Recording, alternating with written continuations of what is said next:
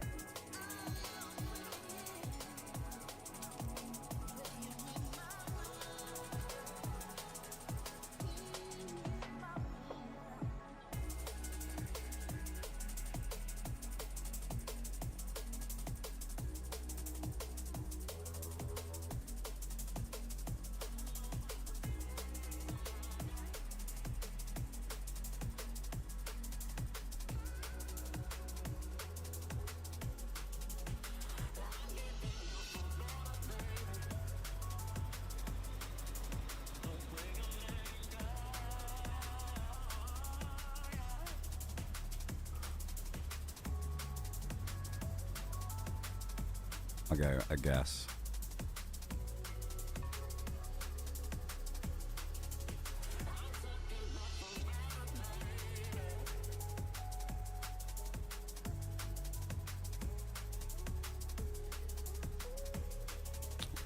He's heading up the rail by Icarus Amphitheater. Looks like he killed a collie.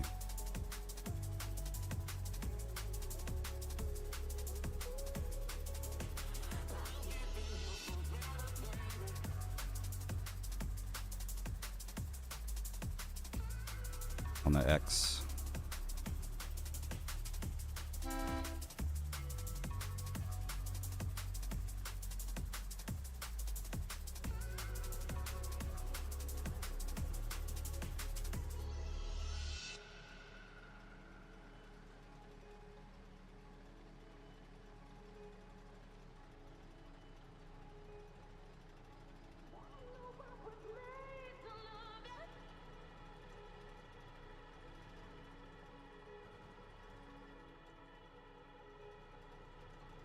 Where? Left. Oh, he's on the left. He's on the left.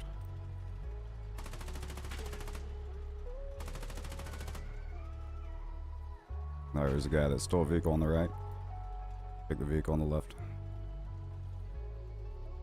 Go drive left. Drive to your 9 o'clock. Drive directly 9 o'clock. Drive south. Okay, let me check this vehicle, bro.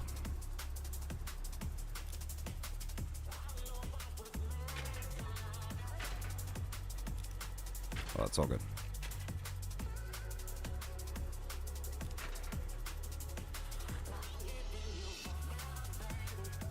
Saw him over here. There's another one. On the right. He'd stole another vehicle on the right by the road. Stole another vehicle on the right by the road. By the maintenance tunnel to the east. Drive directly east on the road. Head towards the water.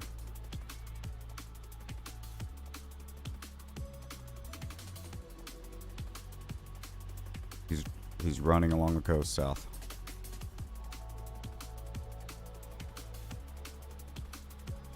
On the X. Go for it. Go. Go along the coast. He's gonna go to the bridge.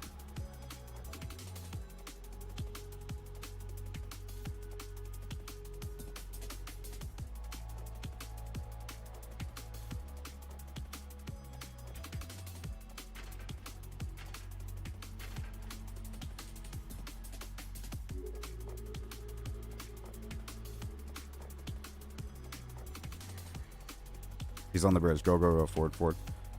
Forward and left. He's on the bridge on the right side. On the right side. Get up on the right side.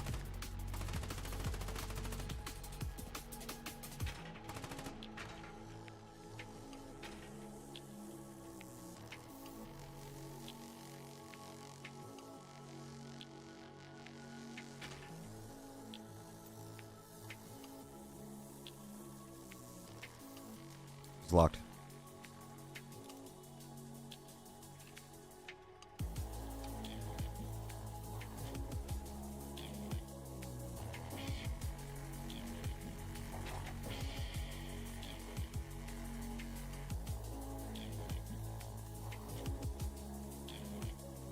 He's dead. Got him alone and shit. You want to pick up some stuff?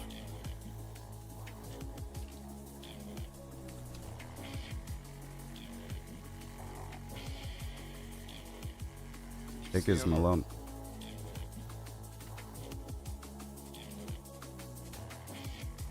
Okay. Can you guys come flag at my factory? Yeah, I'll be up there. Yeah, they got one boxes. Yeah, hop in the thing. Oh, it's locked probably. Oh, there we go. There we go. I'll put a marker.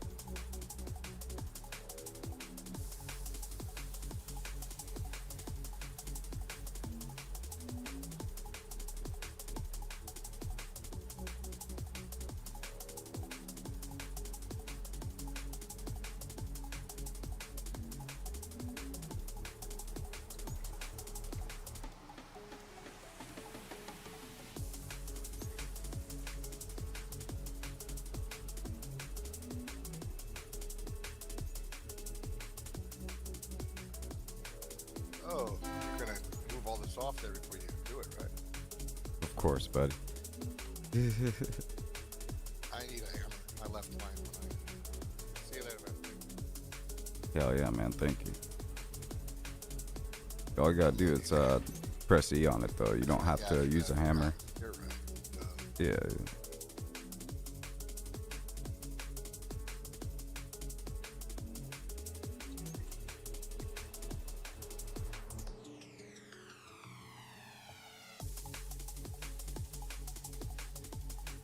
You want this Malone? Sure, you can just put it somewhere.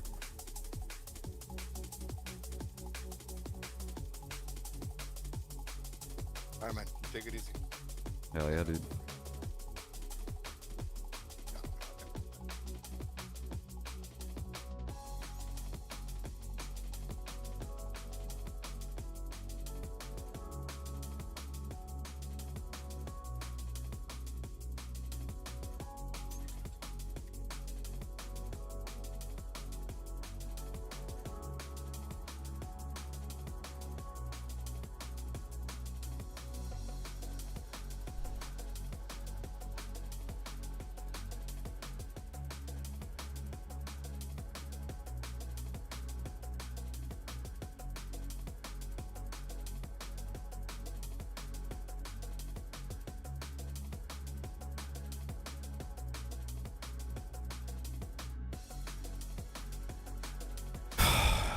Fucking map up the whole time.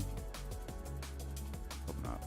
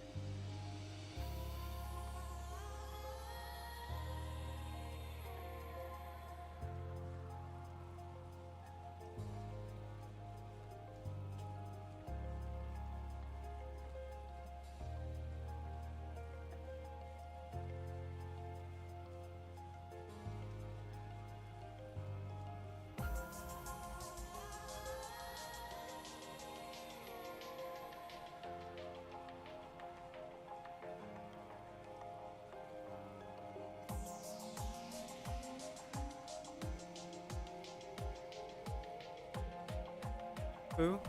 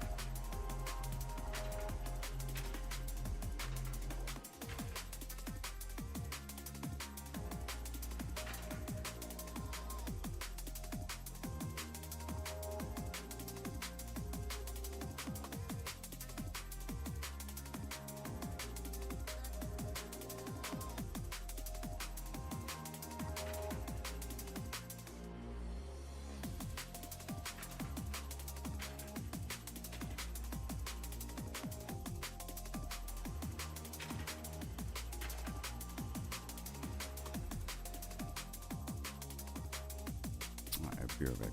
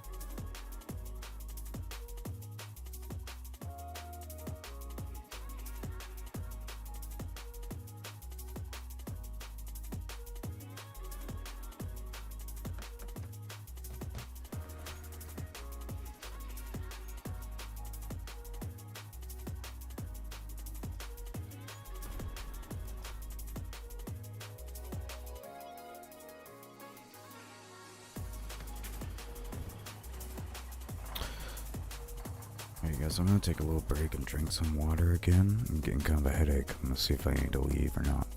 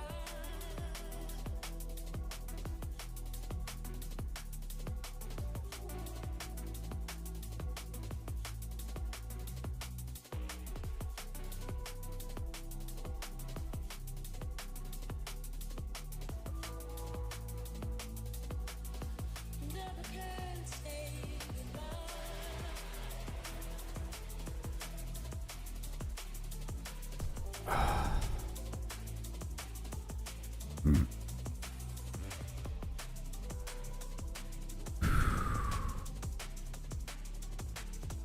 Starting to feel better. I'm gonna assess in 10 minutes.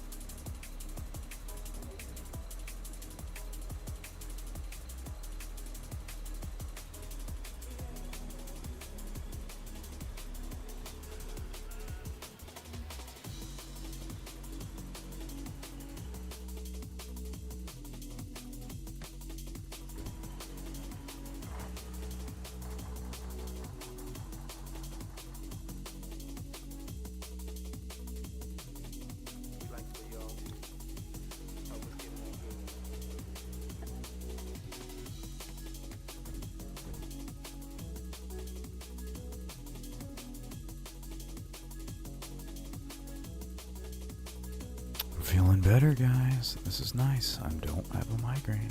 It's fucking awesome, dude. Feeling good.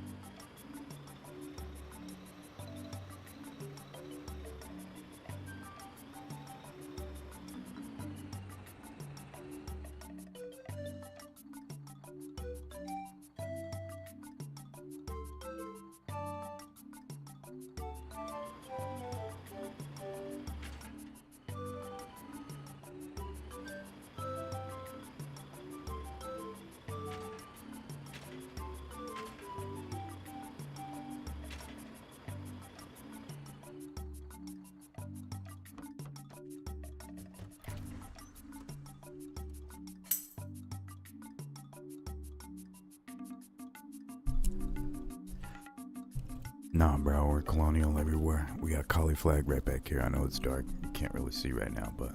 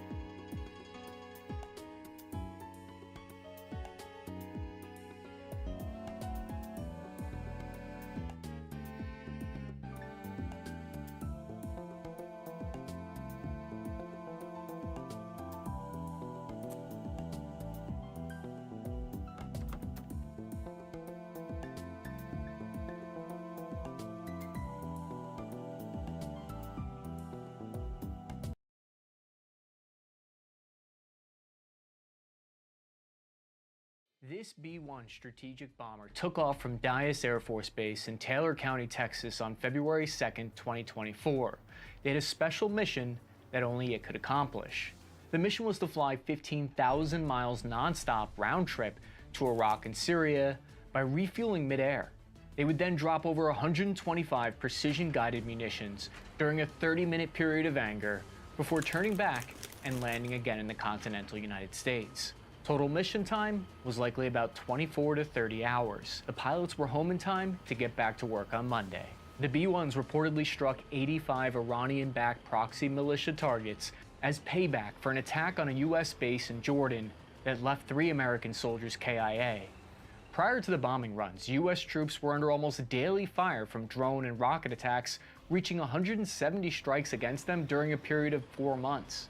The bombers were able to show that the United States had no need to increase their actual footprint in the Middle East in order to strike back. After a series of targeted airstrikes, the attacks against U.S. bases have since stopped.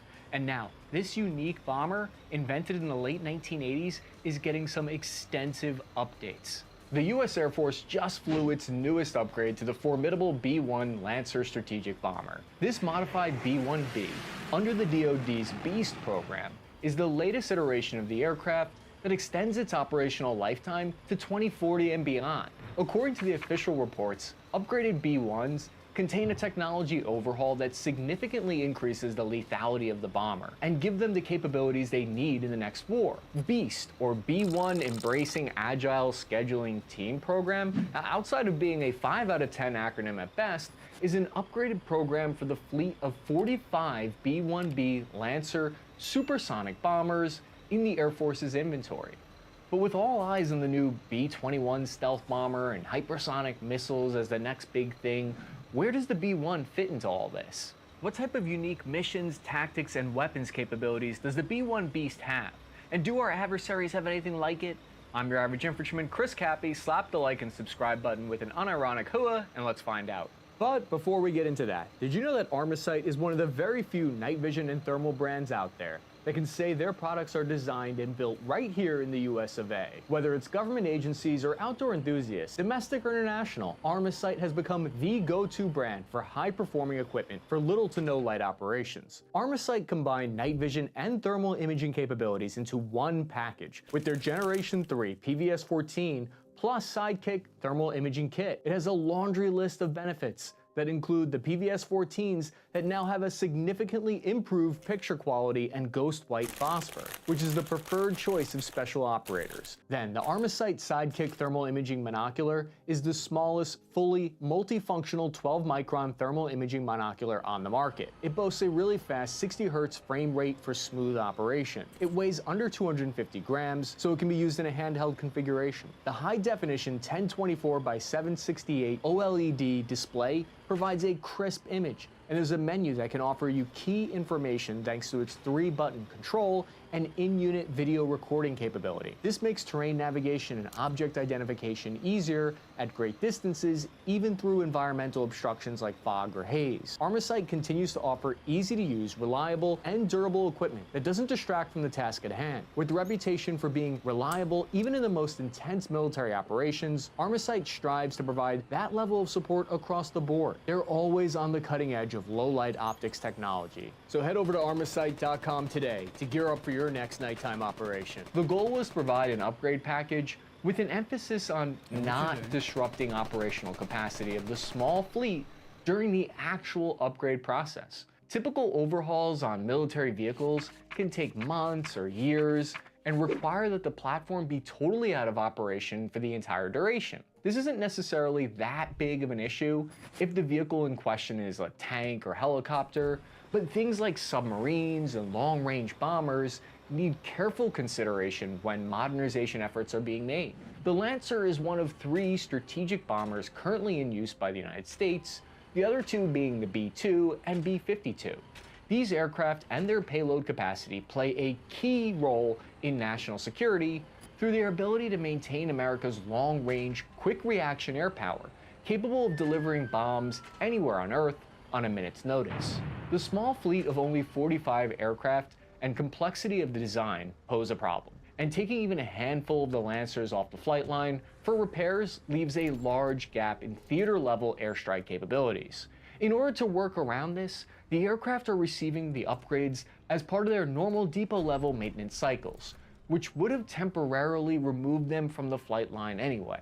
This allows air commanders to upgrade their bombers around the already set aircraft availability requirements.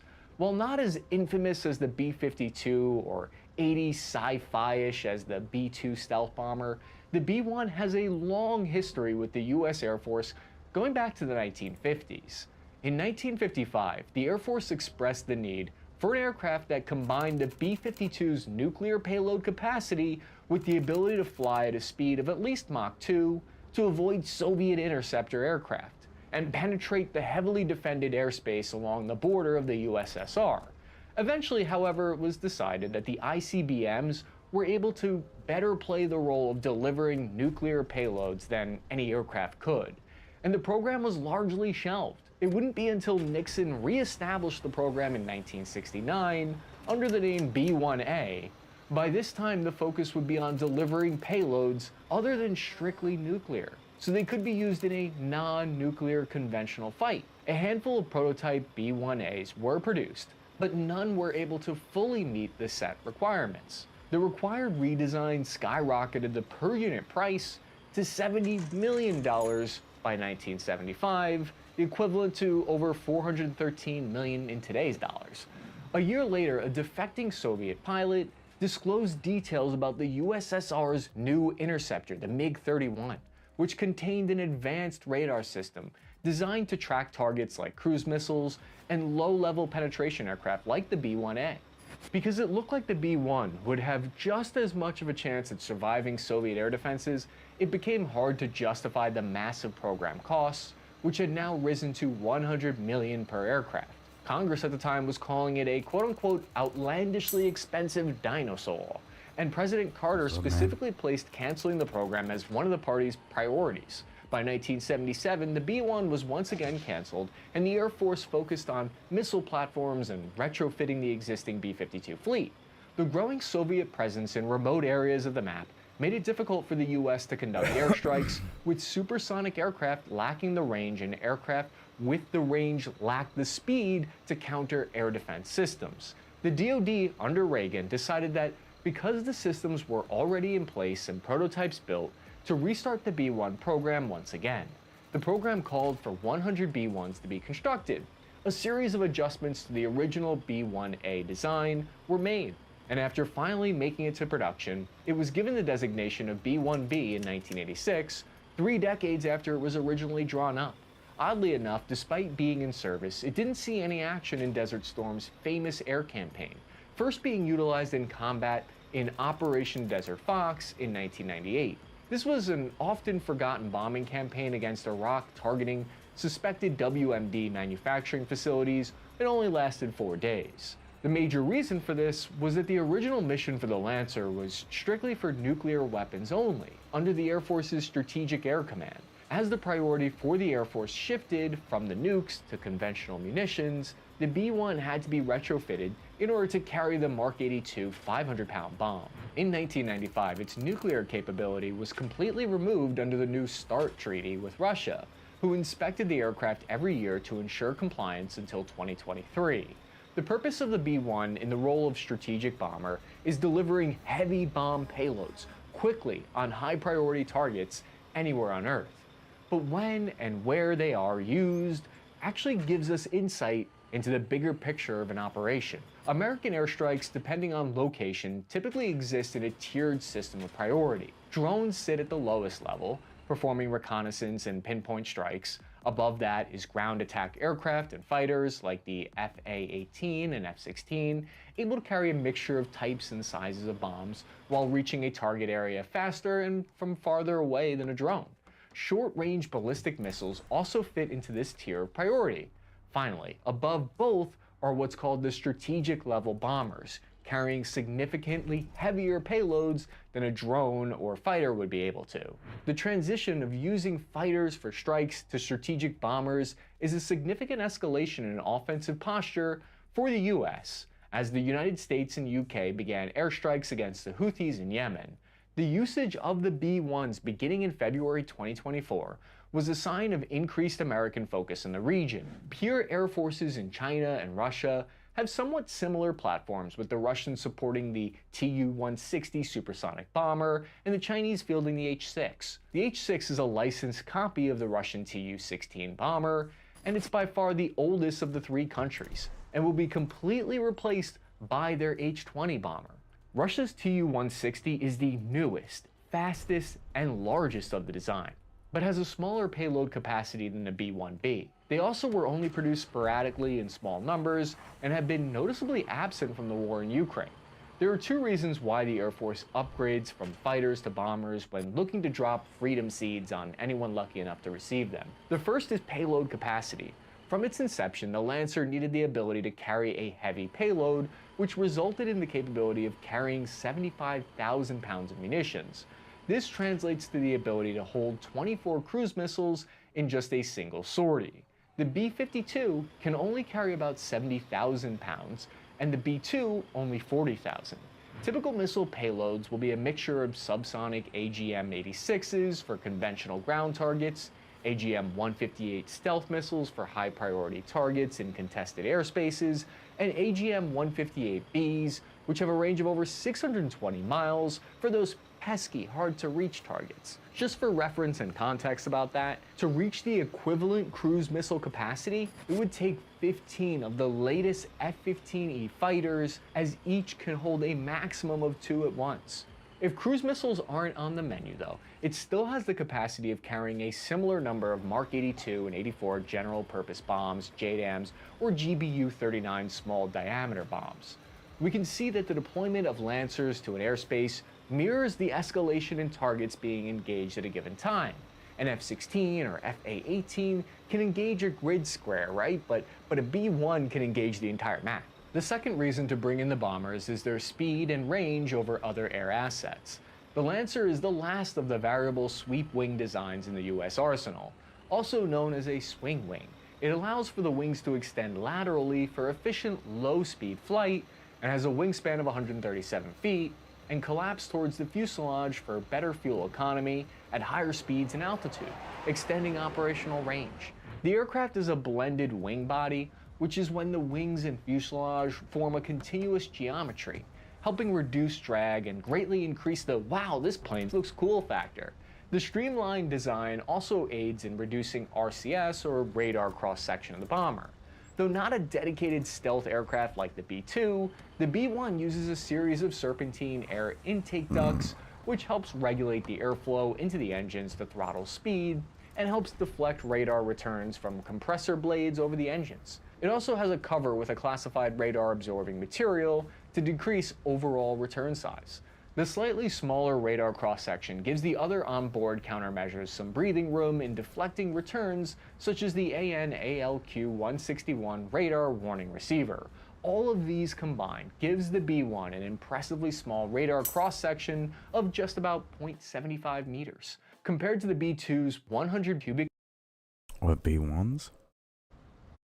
meter return, this is still tiny when compared to the FE's 25 meter and F-16's 5 meter return. The combination of small RCS and speed allows the Lancer to scoot in and out of contested airspace rapidly, or better yet, just launch its cruise missile payload before coming into range of the enemy emitters. If passive countermeasures don't work, each B-1 is equipped with 8 flare dispensers, each holding 12 MGU-23ABs. These are some of the largest flares in the world, each weighing almost 3.5 pounds. Try lighting one of those up on the side of the road when your car goes down. If all else fails, Lancers have the option of carrying the ALE-50 towed decoy system, which, as the name implies, launches a towed radar decoy to redirect incoming radar-guided missiles to it rather than the aircraft itself. It's basically the countermeasure version of those big airplane signs you see on the beach. Did you know the Pentagon's favorite euphemism for killing people at an increasingly better rate is lethality? That's right, we don't get better at killing people here, we get better at using lethality. And right now, you can get your own lethality t-shirt just by clicking the link in the description down below, or checking out the YouTube store. The mechanical complexity of the sweep wing and its length of 146 feet made the original design unstable and overly flexible in low altitude flight. So a structural Good job, dude. Mode control system, which automatically controls a series of vanes and lower rudders, was installed to fucking legit. smooth out the flight. Powering the aircraft is 4 GE F-101-102.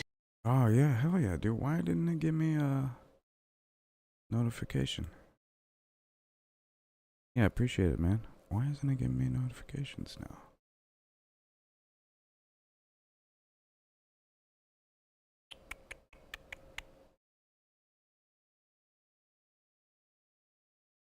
Is it because restream? Surely not.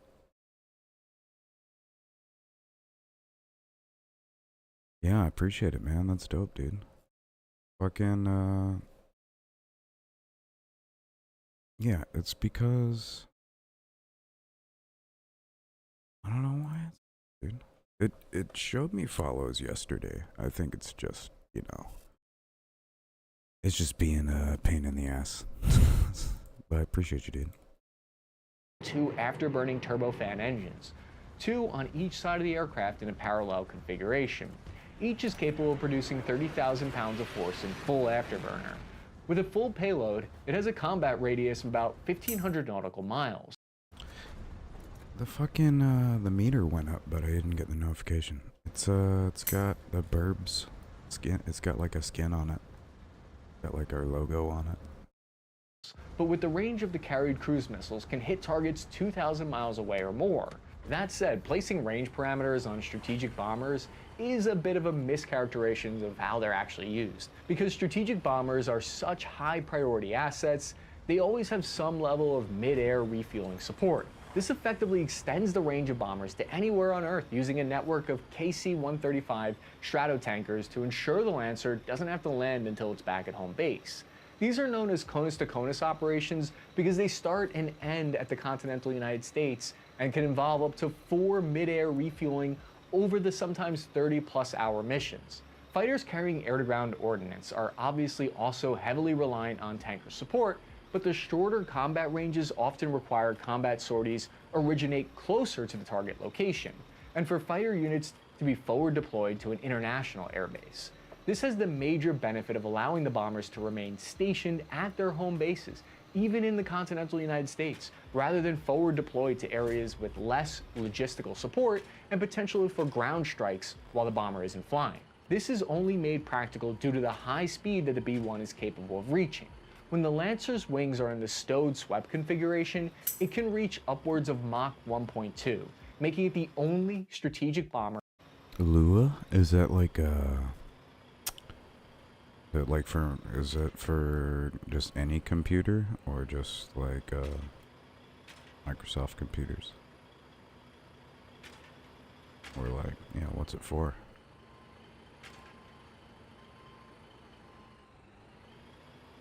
Like, what speaks Lua? Oh, cool, man. That's dope. Hell yeah.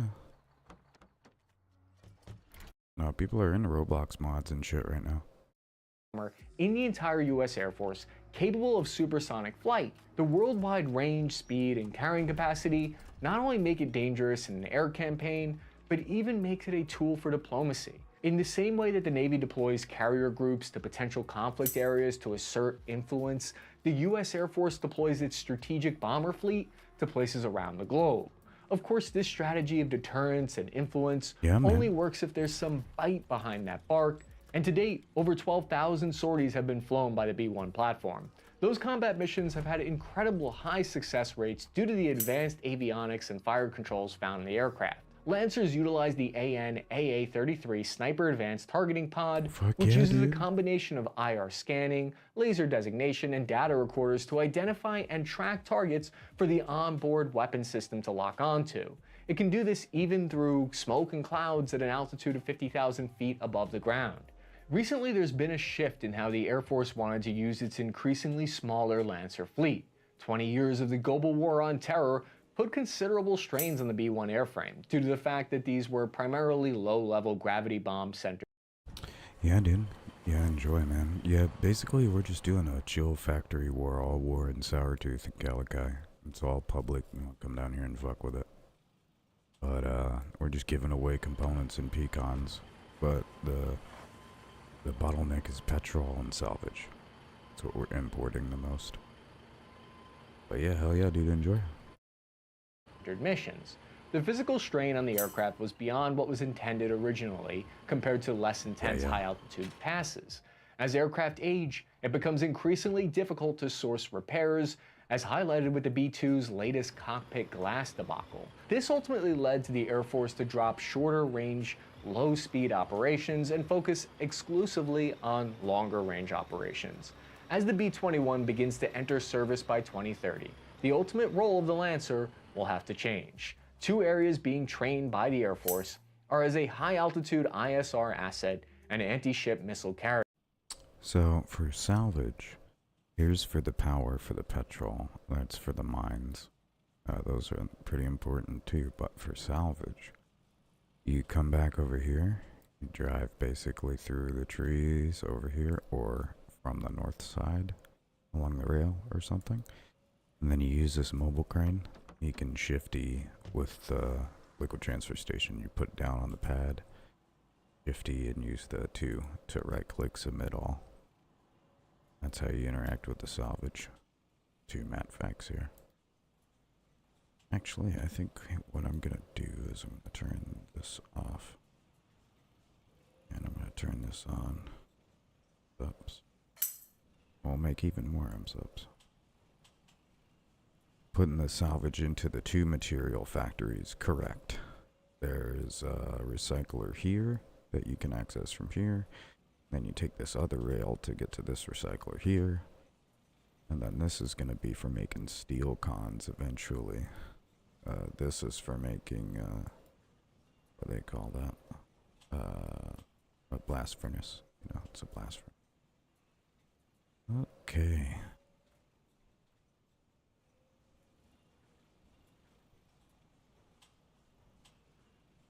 And sometimes you can get over this, but sometimes you can't. Yeah, dude. It wouldn't hurt. Yeah. For like a R5, yeah. But yeah, you just drive up and you put the thing down on the pad. Then you shift E to get into here. It's pretty easy. Okay. Or get some petrol for the mines.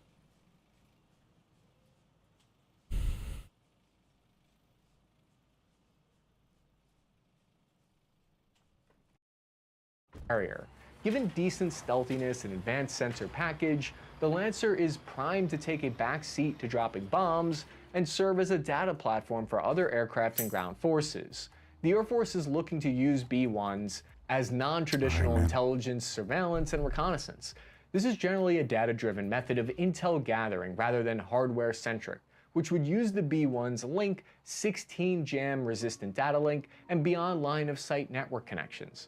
These offer the ability for the Lancer to be a network hub of sorts, gathering information from it and other platforms, processing it, and transmitting it as usable targeting data. This was one of the major goals of the Beast program, which streamlined the networking process and increased its data storage capacity to take a significant portion of the information side of the B-1 and automate it. The DoD plans to have the B-1 fill these more niche roles, while the B-21 takes on the role of primary strategic bomber for the Air Force. Originally, plans in 2018 were set for the B-1B to be retired by the early 2030s, but that was canceled in favor of the Bomber Capability Roadmap Plan, which set in place new logistic support to keep B-1s in the air until 2040 and beyond. Did you know in Djibouti, there's a US and Chinese base located only 10 kilometers from each other? And the Chinese have been firing lasers into the US pilots' eyes, and supposedly both sides have been spying on each other. Djibouti, a small but extremely strategically located country in the Horn of Africa, they have the remarkable distinction of being the only country in the entire world that plays host to both US and Chinese military bases. How awkward. In fact, the two bases are so close together that they could play footsie with each other, only separated by 11 kilometers or a quick 17-minute drive. Since 2002, we've seen Djibouti become the focal point for various foreign military powers, including the US, France, and China. So part of the reason why I wanted to make today's episode is to find out if these two have been able to peacefully coexist so close to each other, or if there's been some friction. Both the United States and China are now competing for favor with the nation. Since 2009, China has been Djibouti's largest trading partner. The nation is now heavily indebted to China through their Belt and Road Initiative. But how did the country become host to so many foreign militaries that are often at odds with one another? And why has hundreds of millions of dollars from these foreign militaries not translated into improved living conditions for the local population in Djibouti? I'm your average infantryman, Chris Cappy. Slap the like and subscribe button, and let's find out. Today's video is sponsored by Growth School, an online learning platform named LinkedIn's top startup that partners with some of the world's leading careers in Google, AI journey. Viewers receive a bonus and people student existing station. Djibouti still faces some major challenges. About half its population will learn existing skills. Register for free using the link in the description. But despite its valuable location, Djibouti still faces some major challenges. About half its population is affected by food insecurity, 19% live in extreme poverty, sanitation and access to potable water is very low. They have almost no industry or export, and its population of less than 1 million has a life expectancy that's lower than the world's average. But the rise in importance of seaborne trade after World War II and globalization gave their country more value. Because if you want to secure this important maritime strait, you have two options. You could do it either from Yemen or Djibouti. And with all that's going on in Yemen, with their unresolved civil war and violence, it's really not a hard choice. So which major powers use this as an opportunity to move in and help with those security concerns? And what are their combat capabilities? Tell us about their real goals in the region. Is China really there just to help against pirates like they claimed? And is the US military really there to fight against terrorism? Let's take a look. There are 8 to 11 foreign military bases in Djibouti, depending on which source you check. Some bases are used by a country and its allied forces. That's why there's no unique answer to the question. Also, the bases are mostly located in close proximity to one another, which creates some friction and tricky espionage scenarios. The oldest and one of the most important foreign presence in Djibouti is France, of course. Despite Djibouti's independence in 1977, the French never really ended their military presence there. In fact, they've remained friends with benefits. The French base in Djibouti is the largest of 8 French naval bases outside France, and it's managed by the Djibouti Defense Base Support Group. France is currently negotiating a new treaty with its former colony to keep the base and determine the extent of their presence in the African country. After all, 70% of French imports and 15% of French hydrocarbon requirements transit through these shores. So not only history, but also economic ties make France Djibouti's oldest and most stable ally. The French provide help to Djibouti in many ways, including their territorial disputes with Ethiopia and Eritrea. The defense of Djibouti is largely entrusted to the French. In exchange for a $40 million annual rent and their protection, Djibouti allows France to conduct and support all kinds of operations, including both war and peace, safety and counterterrorism missions, training and combat. As the French Colonel Oliver Saunier once said, "We have unequal freedom of action and training here." And he's not wrong. I mean, French even coordinated all international military air activities in Djibouti, so not a bad deal for France. However, after decades of these two having a close relationship, Djibouti has started to look elsewhere for their security concerns. Because starting in 2001, after the September 11th attacks, the United States arrived. Take a look at Camp Lemonnier. It's the United States military base that they've operated since 2002, and it's the only permanent U.S. military base in all of Africa. The U.S. pays $63 million per year, and it's essentially rent to maintain their presence. According to an article written on GrayDynamics.com by Alex Smith, Max Goldstein, and Neil Singh, this base provides maritime naval responses to local security concerns. This means you've got your patrol-style platforms that have only limited open water capabilities. The article does a great job of outlining U.S. combat power here. They report about 500 Marines are stationed here, with 16 Osprey helicopters, each capable of carrying an entire platoon into battle. Another important capability located here is 14 of the C-130 Hercules transport aircraft and KC-135 refuelers, which reveal how important this location is for logistics in the region. The facility originally belonged to the French, but was expanded later on from 88 acres to nearly 500 acres today. The Gray Dynamics article analysis goes on to state that the United States base in Djibouti has undergone extensive development recently, with the addition of new residential and recreational areas as well as flight facilities. Shabelle Airfield is located just southwest of Camp Lumenier, and it's where U.S. drone operations are launched from. Although my understanding is the agreement with Djibouti is that U.S. forces are not allowed to launch attacks into Yemen from there. And even the Houthis inside Yemen seem to have an unofficial agreement with Djibouti to not attack any US or any other type of bases inside the country, even though they're within range. One of the possible reasons that's given for why Houthis aren't attacking US military bases in Djibouti is because they're holding off due to Djibouti's support for Palestine, or it's a red line they don't want to cross. The US isn't taking any chances though, because reportedly they're sending a new Patriot missile air defense system to guard against any potential attacks. This airfield has also been built up over the past few years, as seen by satellite images. Thanks to the major expansion of facilities here that ended in 2013, the base can now support US forces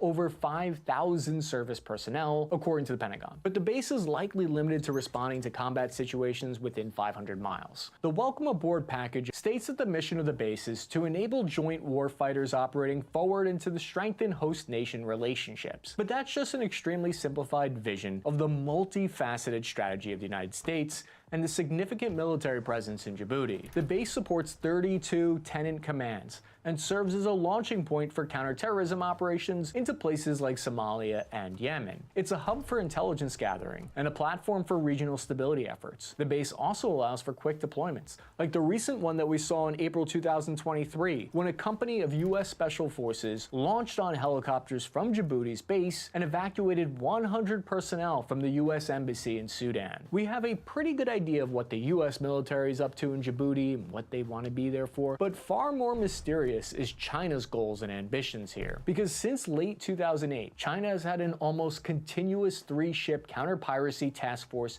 in the Gulf of Aden, protecting their maritime trade here. However, unlike the US, China decided to first arrive in Djibouti not as an armed force, but, wait for it, a quote-unquote economic investor. They would call their military base there a logistics facility. I love semantics in diplomacy. In 2016, when the lease was first announced publicly, China's then foreign ministry spokesman, Hong Li, said, quote, "The logistics facilities in Djibouti will enable the Chinese troops to better fulfill escort missions and make new contributions to regional peace and stability." Between 2012 and 2020, Beijing invested in the region almost $14 billion in telecommunications, port facilities, railways, and construction, aligning itself with the ambitions of the local governments and lending money like there's no tomorrow. These investments were also joined by an increase in Chinese companies and citizens in the region. Eventually, 2/3 of Djibouti's external debt was owned by China. And of course, these interests justified the construction of a mammoth $590 million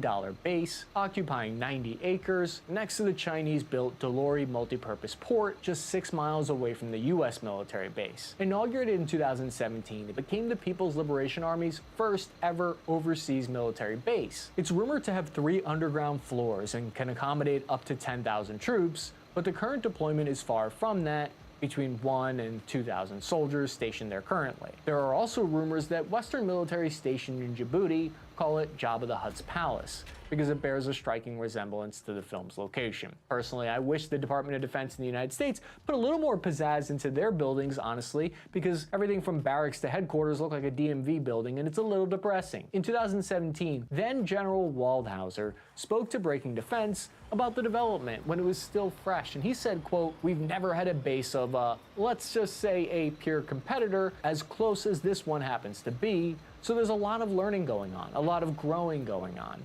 Which is a very diplomatic way of saying, this feels really freaking awkward and weird. China pays somewhere between $20 and $100 million each year to maintain their military base. They claim it's for non-military activities. China's base here has recently grown and been reinforced with mechanized infantry and armor assets. These kind of weapons are beyond the scope of their claimed counter-piracy mission in the region. Its dock is reportedly capable of accommodating aircraft carriers and nuclear submarines. Add to this the rumors of China building a new location in Guinea in West Africa, and one could start to sound like an alarmist. But have there really been any problems between China and US military personnel stationed here? US Army General Stephen Townsend, who took control and command in 2019, said, quote, "There's not a lot of tension really. They actually run into each other at various engagement activities. They're around Djibouti City. In the past, they've actually assisted one another. There was a fire at the city dump, actually. We responded and we found ourselves fighting alongside Chinese firefighters. So it looks like the two are learning to coexist." Or are they? Was that just a general being diplomatic? Because the Small Wars Journal and several other sources, including the Washington Times, stated that a senior U.S. military intelligence officer has said that the Chinese military is guilty of irresponsible actions towards American forces stationed at Djibouti. Rear Admiral Heidi Berg, who's the director of intelligence at the U.S. Africa Command, said that China tried to constrain international airspace by barring aircraft from flying over the military base, flashed ground-based lasers directly into the eyes of American pilots, and deployed their own drones designed to interfere with U.S. flight operations.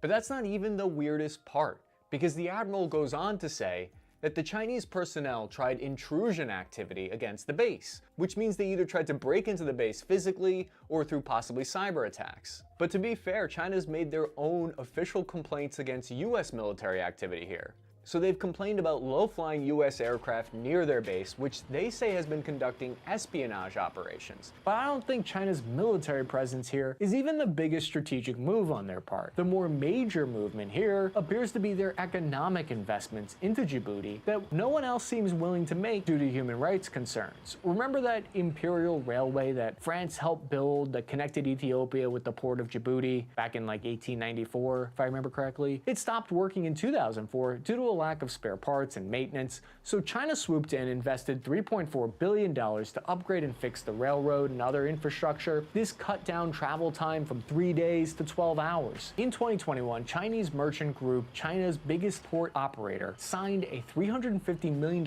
investment deal with Great Horn Investment Holding to transform the port of Djibouti into a global commercial hub. Djibouti's president, Ismail Guelleh, has been characterized as a dictator with a poor record on human rights issues. He's been in power since 1999 all the way up to today. This is part of the reason why Western organizations that would normally invest billions of dollars into a country like this and help their infrastructure have been markedly absent here. However, China has less qualms with investing in an authoritarian country. So with all this income from foreign militaries and their geopolitical importance, why is it that their people face 60% unemployment and 19% food insecurity? A 2006 report by the International Federation for Human Rights noted, quote, "Djibouti is a rich country, but Djiboutians are poor," end quote. This is because their president Guelleh has decided to govern through poverty and force. Guelleh has a hold on the country's resources. According to peoplesworld.org, he maintains absolute control over state power. A note from the US diplomatic mission put it this way: Djibouti is less a country than a commercial city-state controlled by a man, Ismail Omar Guelleh. It's awful, but experts say France, the United States, and China all look past the dictatorial tendencies of the leader there and the poor living conditions of the people because having a military base is so important to them. China's military real estate developments in Djibouti also opened the appetite of other ambitious investors. You got Saudi Arabia set to be next door neighbors, and both Russia and India have also started to look for locations to build their own bases. Djibouti's president has said that he doesn't see a problem with hosting different world powers, but the OG original bases aren't happy. You see, when you're talking about prime real estate, location goes hand in hand with exclusiveness, and Djibouti's getting a bit crowded. It's like a massive game of Monopoly, where all key players are trying to buy the best properties. But for now, there's no better place than Djibouti. And before you go, I want to tell you about force multipliers. Not these. 1 + 1 = 3. Or get your own prescription for a JDAM airstrike, unlimited refills. I worked with a great artist to create these shirts, like the correct way to pronounce nuclear. I've got all your favorite military buzzwords like lethality. And some of my favorites are the Spare Parts Army and Average Infantryman shirt. So click the link in the description or check out the shirts below the video.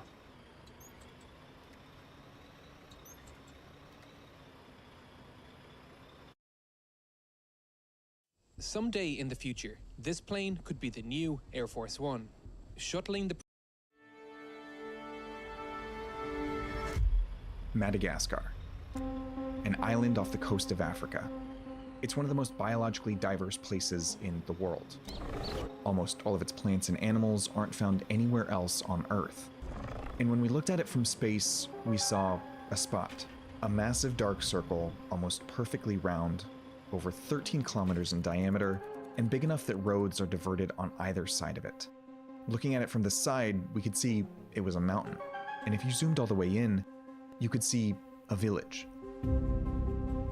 Nestled in the crater at its center, 8 kilometers from the closest labeled town on Google Maps, isolated in a remote part of a remote region of a geographically isolated country.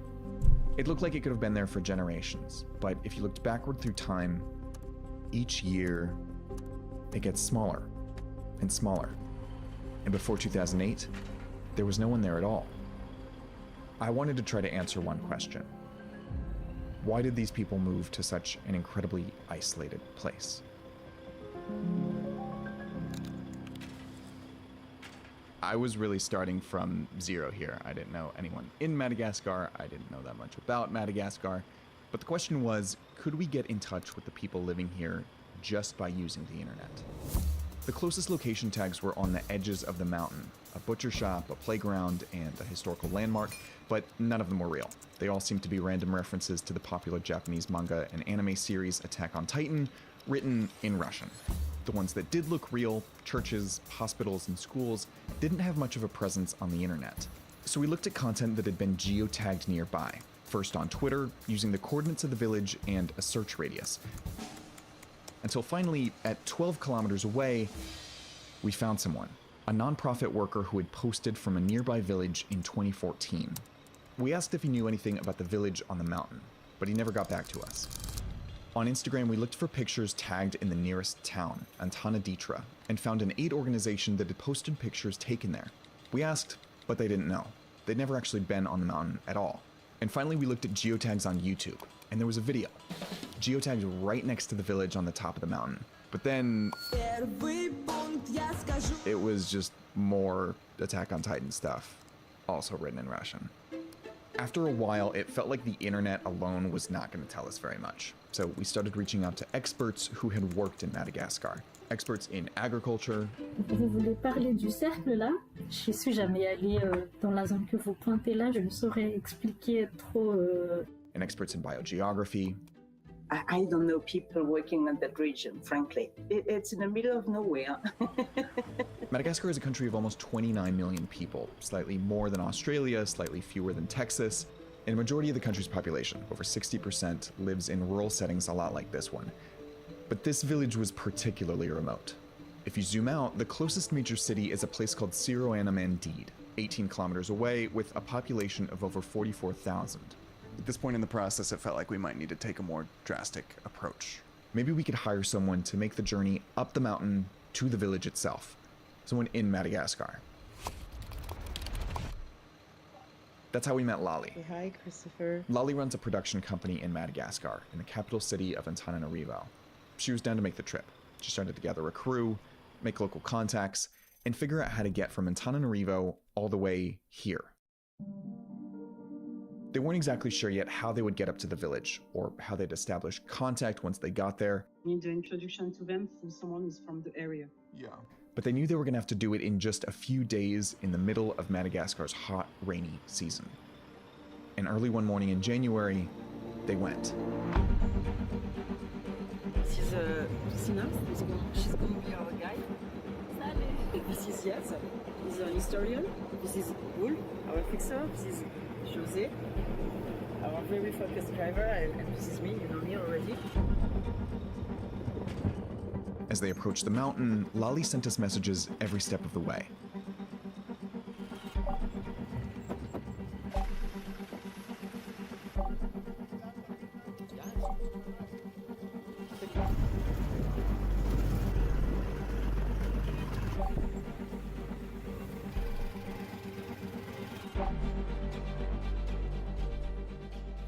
So we finally found the crater. It's just down there, and we are going to film it. Until finally, after traveling 10 kilometers by motorcycle and on foot, they made it to the top of the mountain.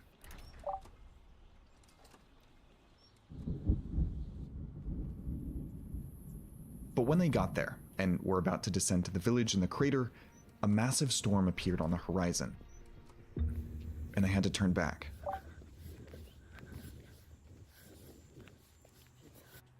They got extremely close, but making contact with the village would have to wait until the end of the rainy season, which was in May, 4 months away. Still, all the research we'd done so far gave us a detailed idea of what this place looked like. What Lali's team did see looked green, lush, and clearly extremely difficult to access. But there was still so much we didn't know. Before Lali went in January, she wasn't convinced that anybody lived there at all. There's the small group of houses at the very top and the very middle that we've kind of been interested in. It's not possible to live there, and especially because there's earthquakes. So I turned to some very basic Googling, and I found an article about earthquakes in Madagascar. The article described how a team of researchers mapped Madagascar via seismic tomography. That's tomography, not topography, because it's mapping the Earth's interior, not exterior, like a CT scan for the planet. All of these measurements produced this final map of the entire island, with colors labeling the different ages and kinds of rock. And here, in the center of the map, I could see one perfectly circular dot.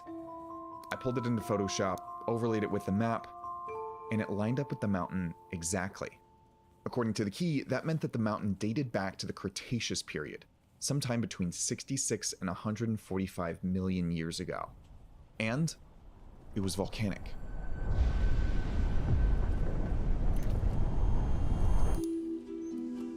This looked like a very, very extinct volcano, but we wanted to know for sure. So I started looking for a volcano expert from Madagascar who could explain it to me. And that led me to Salavra Harimayev. He showed me a map. Can you see it? From a detailed geological survey of the area.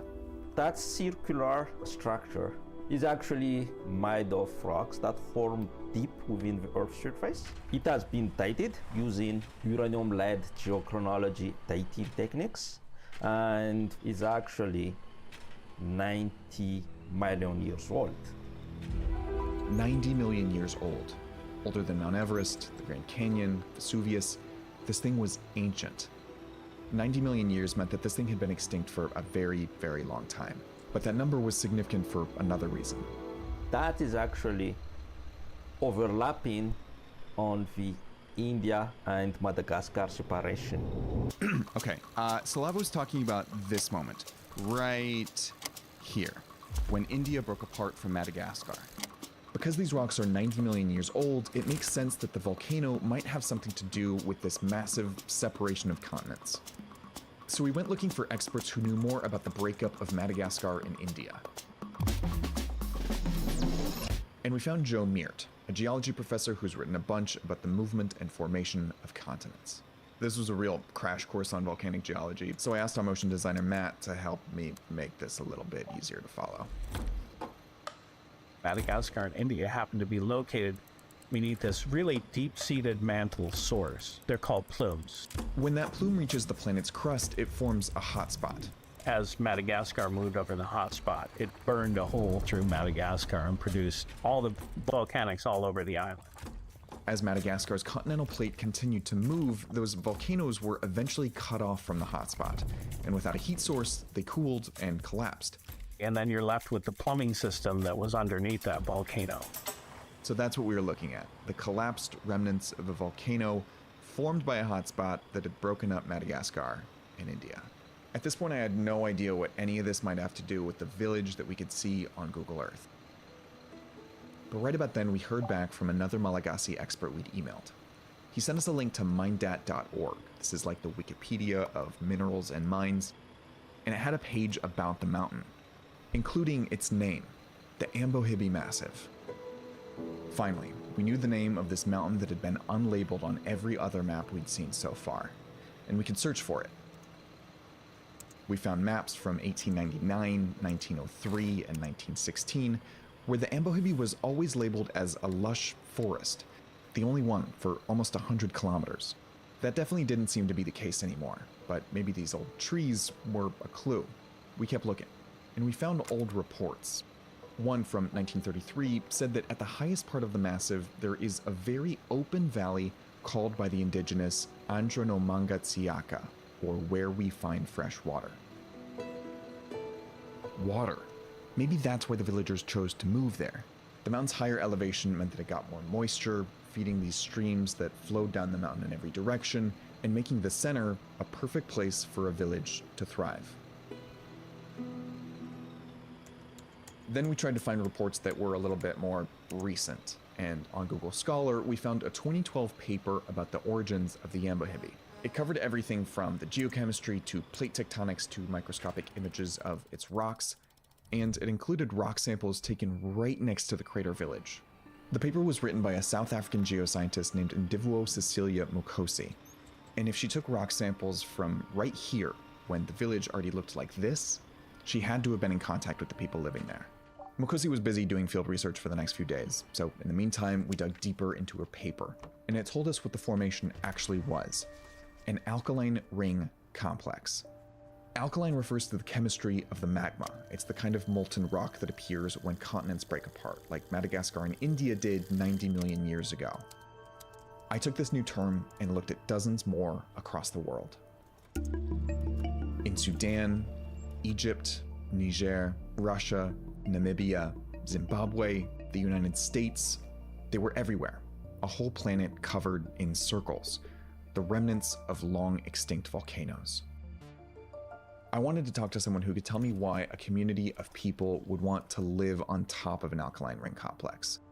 So I went looking for the most famous researcher of the most famous alkaline ring complex out there. That's when this caught my eye. The Richat structure, also called the Eye of the Sahara. It's an alkaline ring complex in Mauritania surrounded by conspiracy theories, even on Google Maps, where it's littered with comments saying that it's the site of Atlantis and that nobody knows what it is. But geologist Michel Jabrac does know what it is. He's done tons of research there and even helped get an illustration of it onto Mauritania's currency.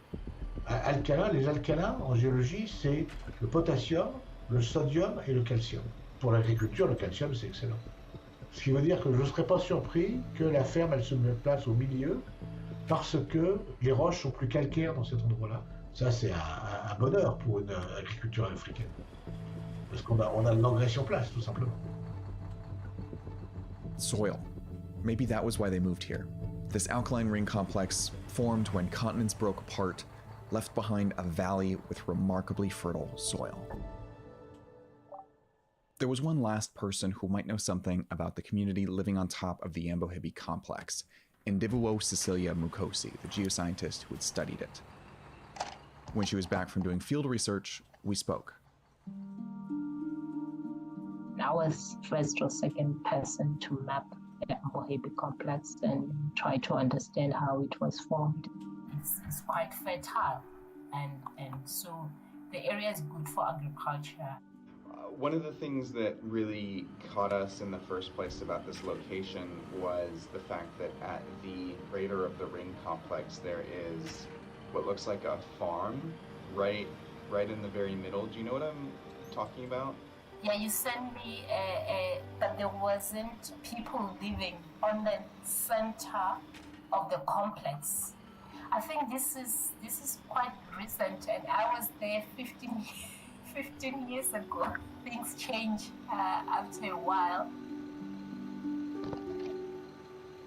I'd missed this the whole time. Mukosi's research was published in 2012, but she had actually visited the Yambohibi 5 years earlier, in 2007, before anyone had moved here in the first place. So that was it. We'd been trying to learn about this incredibly remote village in an incredibly remote part of the country, and the one person who had formally studied it most recently had done so before the village even existed. We had all this research, and we were stumped. But now the rainy season was over, and we finally had a chance to send Lali and her crew to make the journey again. Hi, Christopher. We are leaving now, so we are heading to Tiomandit. We are now on the way. Lali brought a whole new team, including Rado Andriamanis, a filmmaker who captured scenes as they drove through the Madagascar countryside, of pineapple vendors, basket weavers, and rice farmers. We are 1 hour and 45 minutes approximately from Tiomandit. Siromandid, the closest major city to the Ambohibi.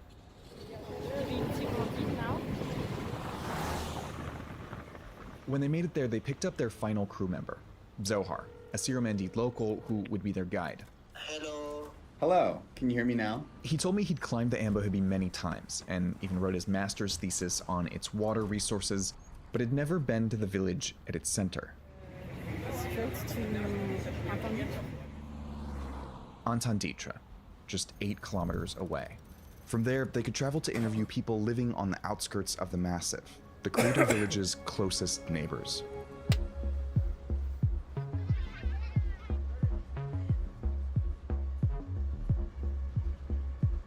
The crew asked them what they thought made this place special. Tena loha rano tsara madio be zany le resaka Ambohiby. Tany mamokatra ary dia tany mbola ampiveloman'ireo taranaka faramandimby. Tany mahatsara azy le rano, tsara rano. They'd met the people living closest to the crater village, but climbing all the way up the mountain would take a full day.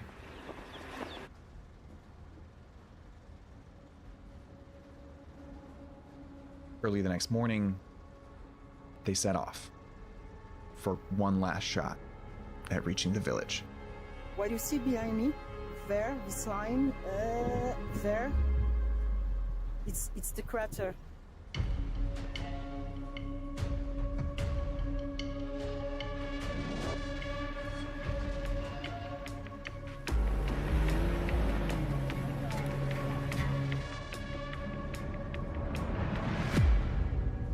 It's like in the middle of nowhere. It's a beautiful nowhere, but still.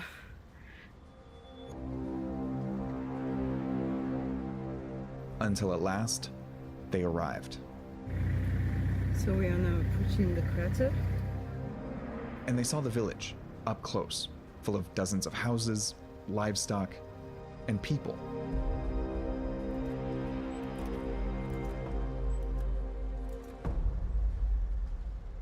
But as soon as they drove closer, things became tense.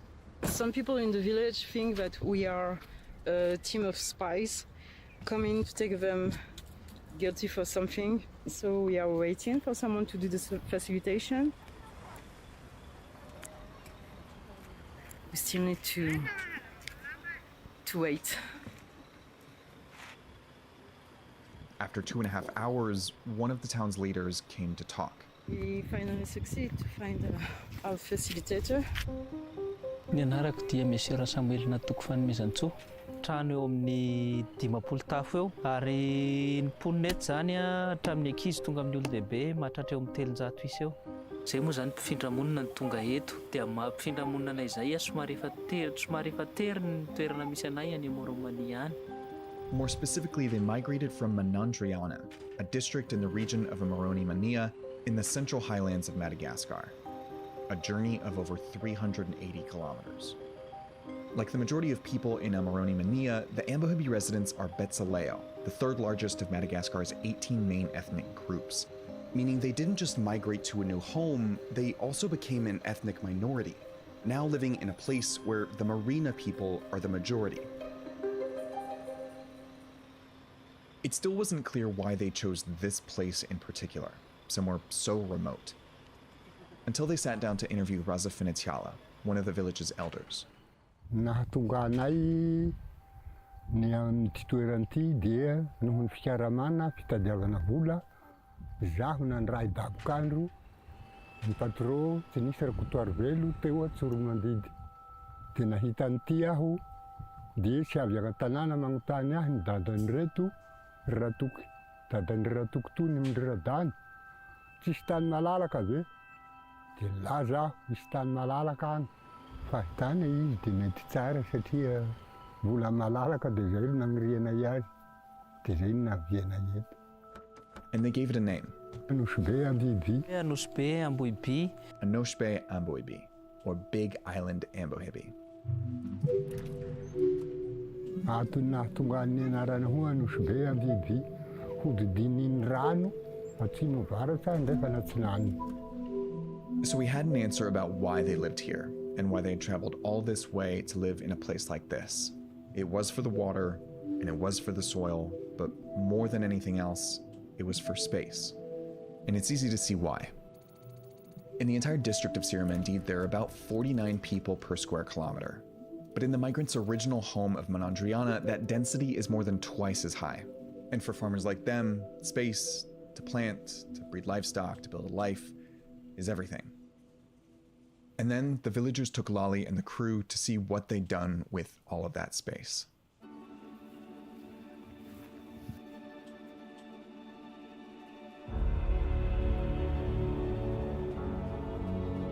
A massive field of hundreds of lemon and orange trees. Efa trany Amoromani zay no manana champ de culture ohatr'izao ihany. The citrus are a cash crop, fruits grown for the purpose of selling at a market.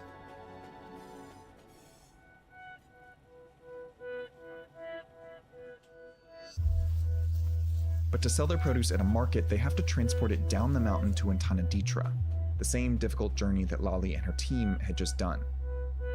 Nefa zavatra lalana 11 kilometra zany dia mahatsiaro sahirana kely mihitsy izay ponina eto amin'le aratsindalana zany na amin'ny resaka moto na resaka fivezivezena moto sy ny tomobile zany somary sahirana mihitsy izay eto. Ny ahtana ihany zany dia falifaly zahay amin'ny famokarana na amin'ny fiompiana fa kosa aton'ny resaka lalana sy fahamoaka le zavatra isasarana no zao tena mampalahelo ny mianakavy. Remoteness was the thing that first fascinated us about this village, and it was a central part of their story. But it was a story that stretched far beyond this place. Madagascar has some of the least developed road networks in the world, with just 5 kilometers of road per 100 square kilometers of land. The majority of Madagascar's population lives in rural areas a lot like this one. But only a tiny fraction of that rural population lives within 2 kilometers of a road that's usable all year long, which means that almost 16 million people live essentially unconnected. Having better, more connected roads means an easier time accessing schools, hospitals, and markets, an easier time building a better life.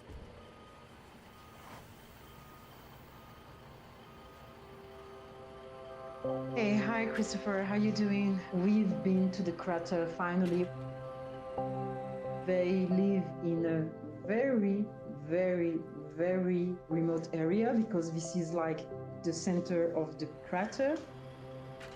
And the way they live in the middle of the crater and they can sustain themselves, it's amazing. But to access there, it's not an easy life.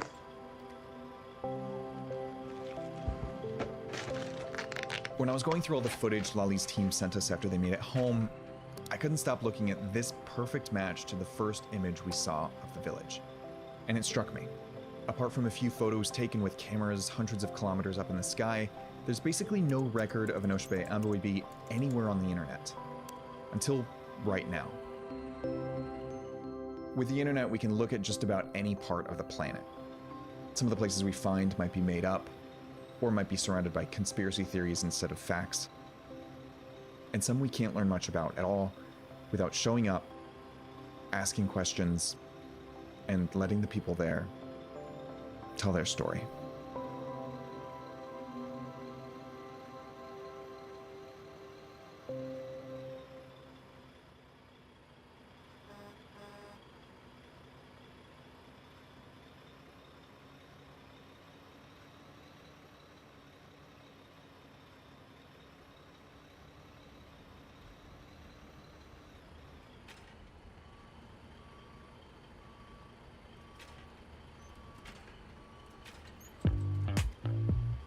It takes over 40 gallons of sap to make just one jug of real maple syrup. That's why one of these bottles can cost $10. And grocery stores are flooded with imitation syrups that don't have any maple sap at all. In fact, tons of expensive foods we love eating might not be the real thing, including wasabi, vanilla, and truffle oil. The main reason why this happens, it's all about money. Some of this is legal, as long as products that aren't the real deal disclose it on the packaging, even if it's a bit sneaky. But often, it's illegal, with entire criminal rings behind these counterfeit foods. Globally, the fraudulent food industry could be worth $40 billion. The sort of least end of it, you're getting ripped off. At the worst end, you're literally getting poisoned. So how did fake food take over our grocery stores, restaurants, and kitchens? And how do counterfeiters get away with it? We travel around the world to learn how to spot the real stuff.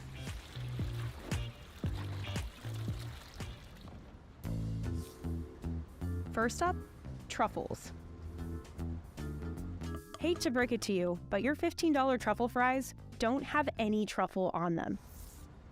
What is called truffle oil is entirely made in a laboratory. It has nothing to do with mushrooms. Real truffles are pricey and rare, and they need specific conditions to grow, usually in places like Italy and France, or here in the UK.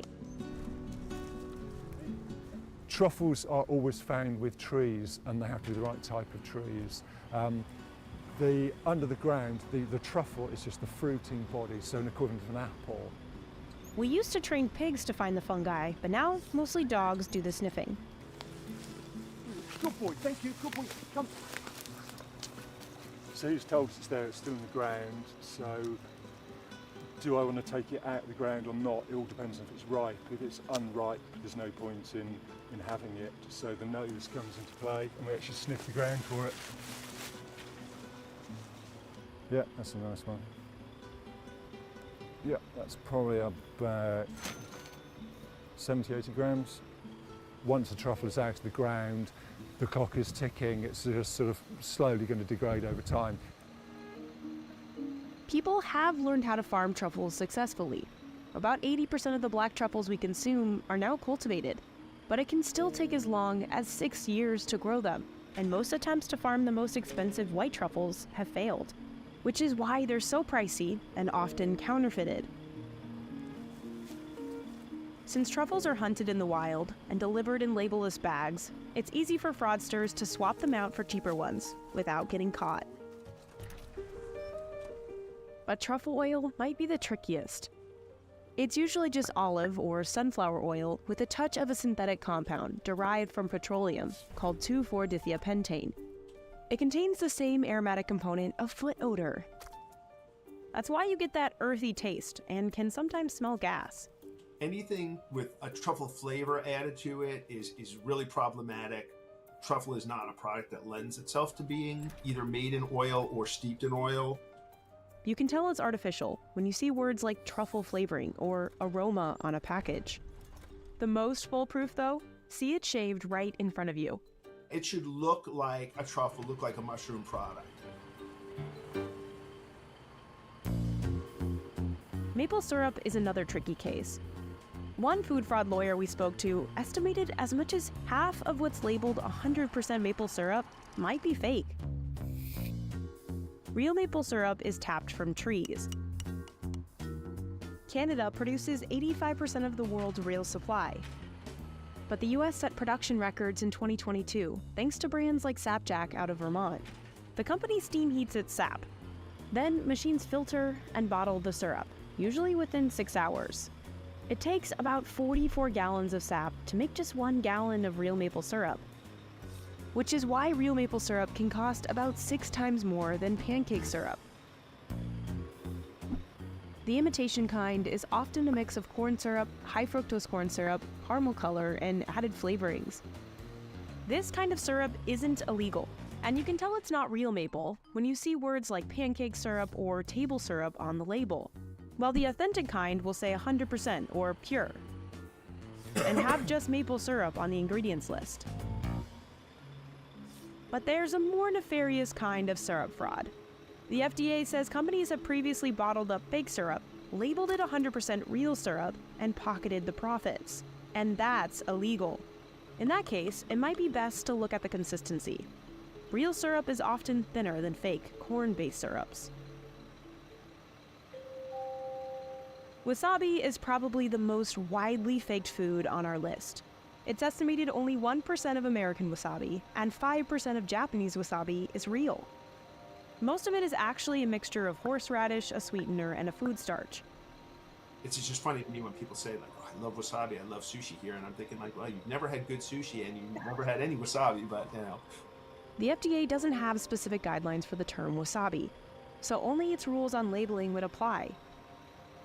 As long as the ingredients list is accurate, it's legal to label something prepared wasabi, even if it's just horseradish. Not going to make you sick to eat it, it just doesn't taste as good. Real wasabi is related to cheap veggies like horseradish, cabbage, or broccoli, but it can cost nearly 30 times more. For one, there's way more demand than supply. Wasabi is surprisingly rare. It's considered the hardest plant to farm commercially in the world. It grows naturally along Japanese mountain springs, where the temperatures are mild and there's enough shade and gravel soil. The Wasabi Company, based in the UK, is the first commercial grower in Europe. The company has recreated the conditions of Japan, but it still takes 18 months before the plant is ready for harvesting.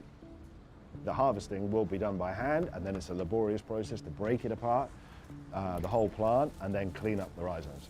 There's no machine that's going to help you pull this out of the ground and trim it up fit for the sushi counter. This is a stem, and we get our special grater, which has very, very fine teeth, and you can see that it doesn't have any holes on the back. We're not after really grating the wasabi, we're after pasting. This can cost $319 per kilo. And if you're not seeing it grated fresh in front of you, then it's very unlikely it's fresh wasabi.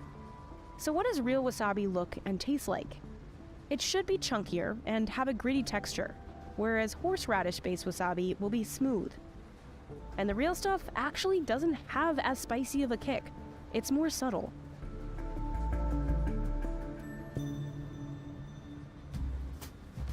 Another victim to confusing labeling, Parmesan cheese. There are only about 300 dairies in the entire world that are certified to produce authentic Parmigiano Reggiano, and they're under strict regulations. It can only be made in one region of Italy, called Emilia-Romagna. This is the sole place in the world that has all three bacteria needed to give Parm its distinct taste. Cheese masters combine day-old skim and fresh milk. They add whey and rennet, then they split the milk into curds. The mixture cooks for 5 minutes to kill off bacteria and to settle the curds at the bottom of the vat. What's left is a massive 220-pound curd. Cheesemakers dump it into molds and add stencils to identify the cheese as authentic. The wheel heads to brining to form a rind, and then a huge aging room. Se loro ci sono, fermentano le componenti del latte negli aromi, profumi e sapori tipici del parmigiano. It takes at least 1 year of aging for it to develop these crunchy crystals. They're buildups of amino acids, and they hold the cheese's umami taste. But some will stay here for up to a decade. The longer they mature, the more crystals form, and the more valuable they become. One wheel can cost well over $1,000, but other countries have different laws. In the US, you can legally call something Parmesan without following the strict Italian rules for Parmigiano Reggiano. For example, American Parm can be aged for only 10 months, whereas in Italy, at least a year is required. But grated cheese is even further from the real thing. In the US, producers are allowed to mix in fillers like rice flour or cellulose, commonly obtained from wood pulp. They're used to keep the grains from sticking together. The Center for Dairy Research suggests keeping cellulose levels between 2 and 4%. But the problem is, companies aren't required to list the percentages of these fillers, and often, no one's checking. In 2016, Bloomberg reported Walmart's Great Value 100% Parmesan had 7.8% cellulose, nearly double the suggested limit. Some 50 lawsuits were filed alleging the labeling was misleading, but a judge dismissed them all. But there's a more nefarious kind of parm fraud, where criminals label counterfeit cheese as real Italian Parmigiano Reggiano. Estimates put these illegal sales at $2 billion each year. Phony cheeses are hurting the real Parmigiano industry in Italy. They lose market share and value. Half the people in Parma's life depends upon the Parma ham or Parmesan cheese industry. And so there's a big impetus to protect that. So while you're standing in the cheese aisle, how do you make sure you're grabbing the authentic parm? Well, first, maybe don't buy those shakers. Each chunk of the wheel will have a part of the words Parmigiano Reggiano spelled out in dots. It'll also have a protected designation of origin, or DOP label. The real Parmesan cheese from Italy is readily available. Almost any supermarket, certainly any cheese shop. Sometimes it's cheaper than some of the fake versions. The other tell is taste. Parmigiano Reggiano, depending on the age, will have those crystals that pack a fruity and nutty flavor.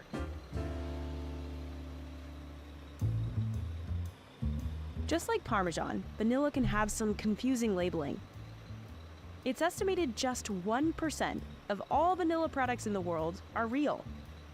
Most of the legit stuff comes from Madagascar, where farmers pollinate orchids by hand. The beans are boiled and sun-dried at a processing facility. Workers hand massage each pod to release the chemical vanillin. The beans then soak in a mixture of alcohol and water to make the extract. The whole thing is laborious and expensive. So in the US, many brands sell imitation versions using lab-made vanillin. It's either derived from petroleum or from compounds found in clove oil, wood, and bark. And that's legal as long as artificial flavoring is listed on the package. But it could be more dangerous in other countries. In 2008 in Mexico, some products labeled as vanilla were found to be made from the beans of a tonka tree, a completely different plant. They contained a toxic substance called coumarin that's banned in the US and is dangerous for people on blood thinners. These illegal products were sold all over the Americas. So how can you tell what's real? Many vanilla products like ice cream and cookies get away with using the imitation stuff by just saying natural flavoring on the ingredients list. The real stuff will list vanilla bean extractives. Also, take a look and a whiff. In this test we did, the authentic vanilla smelled much stronger of alcohol, and it was much cloudier than the fake stuff. Caviar, the most expensive fish eggs out there, can also mean big payouts for fraudsters. In the US, federal agents have busted multiple criminal operations for fraudulent caviar. It's often counterfeited because it's so difficult to harvest. One of America's only caviar farms is raising beluga, which has some of the priciest eggs on the market. A single kilogram can sell for a whopping $24,000. Caviar is made from the roe, or the eggs, of sturgeons, which are critically endangered. It takes 10 years before a sturgeon is ready to have its roe harvested. Producers remove the egg sac from the dead fish and rub it over a metal grate. Salting the eggs is especially difficult because workers don't want to pop any of them. A 2-ounce jar goes for $175 at a shop in New York City. Those high prices tempt criminal counterfeiters, who often come from China or Vietnam. They make fake caviar from the eggs of cheaper fish. Or they'll label low-grade caviar as a fancier imported kind so they can charge more, which is hard to catch. I certainly cannot look at a bunch of fish eggs and tell whether they're expensive fish eggs or not expensive fish eggs. So if you're going to spend hundreds on a tiny jar, you want to make sure it's the real deal, right? Well, you can use the hot water test. Real caviar will harden in hot water as the proteins cook, but fake caviar will dissolve. Knockoff roe might look dull and take irregular shapes, while authentic caviar will be uniformly sized and have a glossy shine to it.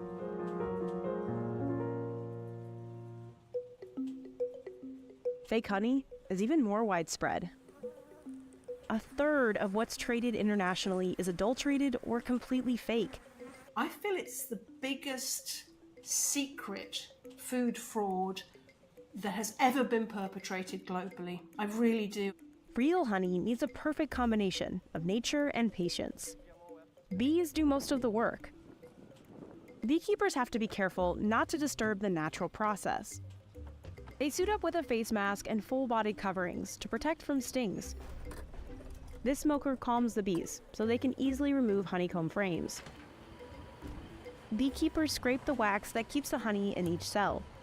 Finally, a centrifuge spins the frames, pushing the honey out of the combs. But globally, there is more honey being sold than the world's bees are capable of making. Only counterfeits containing little to no real honey can explain that difference. Dupes are made up of high fructose corn syrup and other cheap syrups like glucose, rice, cane, or beet. You don't have to go to all the hard work of the beekeeping and all of that lengthy process. You just get maybe some honey and some other honey from somewhere else. You blend it together, you add some sugars. Many experts say the fake honey often comes from China, the biggest honey exporter on the planet. Fraudsters in China market sugar syrups that will outsmart lab tests if added to honey, or they'll filter out all the pollen, making it impossible to trace. This stuff that's being shipped out of China technically isn't even honey. You're looking at that honey going through so many pairs of hands. So there are many, many opportunities for it to be bulked out with cheaper sugars. In 2013, the U.S. Justice Department busted 2 American honey importers in one of the biggest food fraud cases in U.S. history. In what's now called Honeygate, they routed sham Chinese honey laced with antibiotics through other countries to avoid import fees. Both had to pay millions in fines. But Sarah does have a few tips. First, avoid any label with the word blend. The very act of processing honey, that damages honey irreparably. Even if they're not adding anything, they're corrupting that honey and they're making it worthless, just a worthless jar of sugars. She says your best bet is to buy raw honey from a local producer at a nearby farmer's market and be willing to pay a little bit more. If you're going for the cheap end of the market, you're going to get an awful lot of fraudulently produced honey. Olive oil also tops our list of frequently faked foods. Authentic extra virgin olive oil has to be freshly squeezed from ripe olives. Most come from farms in Spain, Italy, or Greece. Like this cooperative farm in Antequera, Spain, the largest olive oil producer in the world. Workers harvest olives from November to January using these vibrating machines that shake the fruit loose. They dump the olives into big trailers waiting to head to factories. This one can process thousands of olives an hour. First, washing off any dirt. Extra virgin olive oil is the least processed kind out there, using no heat or chemicals. The machines grind the olives into a thick paste, and then spin it. Massive decanters press it out of the mush. The factory pumps the oil into storage and finally into bottles. This is one of the most expensive cooking oils in the world, selling for over $10 a 17-ounce bottle. And it's easy to imitate, so criminal rings making fake oil have thrived since ancient Rome. Some fill up these bottles with cheap soybean or vegetable oil. Others mix in lower-grade olive oil but still label it as extra virgin. If you hold a bottle of olive oil up to the light in the supermarket, you can't tell if it has corn oil in it or not. Some are so organized, they have their own supply chains, from farms to bottling facilities, like this ring in Italy that Europol busted. So how do you know what you're buying is real extra virgin? If it just says virgin, if it just says olive oil, if it says olive oil blend, if it says light olive oil, it's not an olive oil that I would buy. You don't want to buy anything that's not extra virgin. They don't leave those words off on purpose, right? Plus, if it's $3 a bottle, Larry says it's too good to be true. The pressed on date is also important. European oils are harvested in the fall and winter, so if you're buying a Spanish olive oil in August, it's nearly a year old. Larry says it starts losing flavor after a year or two, so you never want a pressed on date that's more than 2 years old. You could also smell it. Real olive oil has a fruity and grassy smell. If it smells like nothing, or it's rancid, there's a good chance it's not real. This is real Wagyu beef, but what's popping up on menus across the US probably isn't. Wagyu literally means Japanese cow, and it refers to 4 main breeds. The Japanese government tightly regulates how these cows are raised to control the quality of their meat. A popular type of Wagyu is Kobe beef, which comes from the area around Kobe, Japan.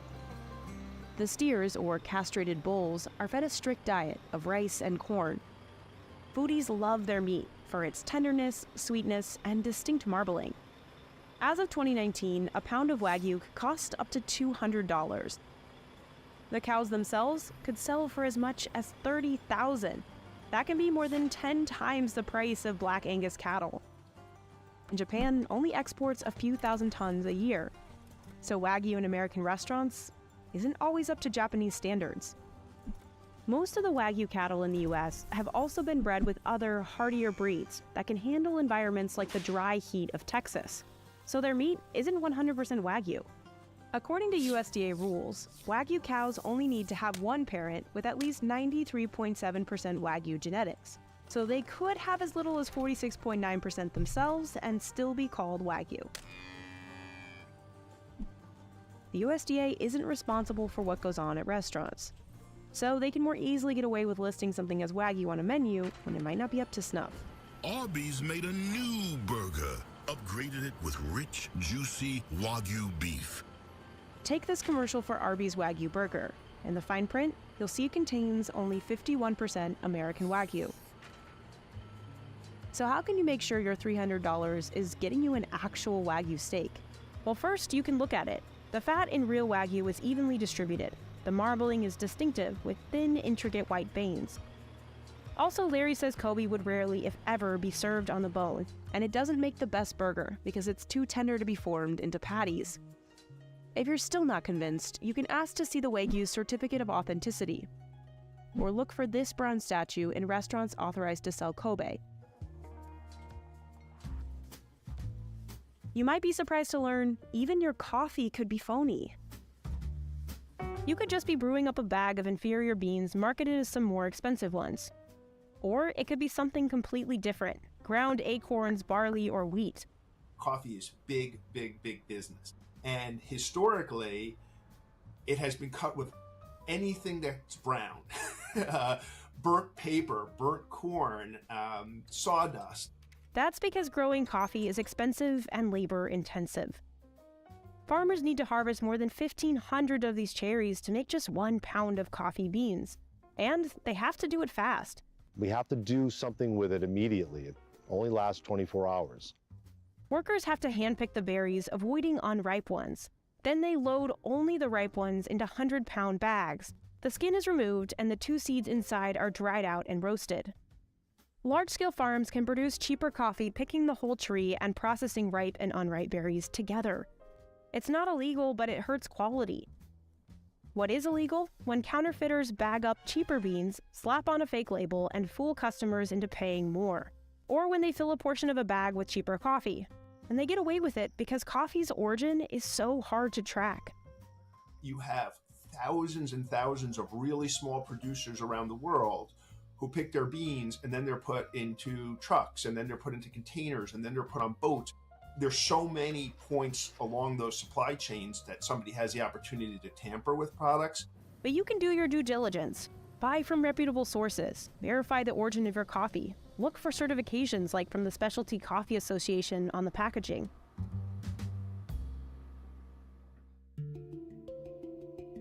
Saffron is the world's most expensive spice, but the market for red gold is widely tainted with cheaper products. Real saffron comes from 3 tiny strands, or stigmas, of the Crocus sativus flower. Here in Kashmir, the delicate flowers need about 2 years to grow before farmers like Sheikh Rashid can harvest them, just like his family has done for nearly a century. The stigmas are so fragile, farmers must remove them by hand. The less valuable yellow tips are cut off and sifted out. Ashik and his dad spend 2.5 hours plucking enough saffron just to fill this tiny container. All in all, it takes over 150,000 flowers to make just 1 kilo of saffron, which can cost $3,000. With those prices, counterfeiters can earn big bucks if they dupe buyers. It's even been reported criminals earned millions passing off hay, horsehair, coconut filaments, or roots as saffron. To stop the influx of imitation saffron, the local government launched this trading center. Farmers can authenticate their crop and get a GI tag. But the center has barely scratched the surface. So how can consumers make sure they're purchasing real saffron? You can do a water test. Threads of saffron are put into water or milk. It should give very slowly release a yellow color. and not an instant coloring of red or orange color. And that is a purity test for saffron. The threads of fake saffron will also easily disintegrate, while real ones will hold their form. And then there's the price. Paying more for products does not assure their validity, but paying less kind of assures their invalidity. You're not going to get cheap saffron. So why is all this counterfeit stuff really that awful? One is just pure economic fraud. If you buy what you think is Jamaican Blue Mountain coffee for $30 a pound and it's cheaper coffee, you've been ripped off. But then there's our health. If your extra virgin olive oil is secretly cut with peanut oil and you're allergic to peanuts, well, that could be deadly. Especially products out of China. Honey has been found to contain drugs that are banned in this country because they're known carcinogens. Authentic brands can't compete with the cheap prices of fakes. Cheap honey imports really do hamper us from selling our honey at a fair price. It's meeting implausible, low price points.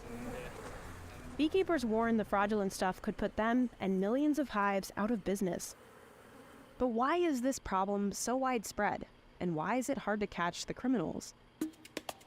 Some criminal groups are so well structured, they operate like companies with multiple departments. They even have teams researching consumer trends to decide what to counterfeit next. In one Italian olive oil ring, the culprits hired food scientists to create recipes.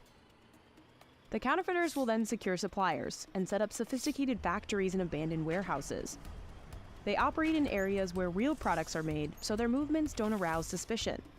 Criminals will bottle up the fraudulent product to look like real ones, down to a fake batch number. To sell their counterfeits, they often knock on restaurant doors or set up fake websites or postings. Operating virtually and shipping products through multiple countries makes it much harder to trace. Europol helped break up 40 organized crime rings committing food fraud in 2022, including an Italian gang exporting fake olive oil, a network passing off gardenia saffron in Spain, and a fake spice operation in South Africa.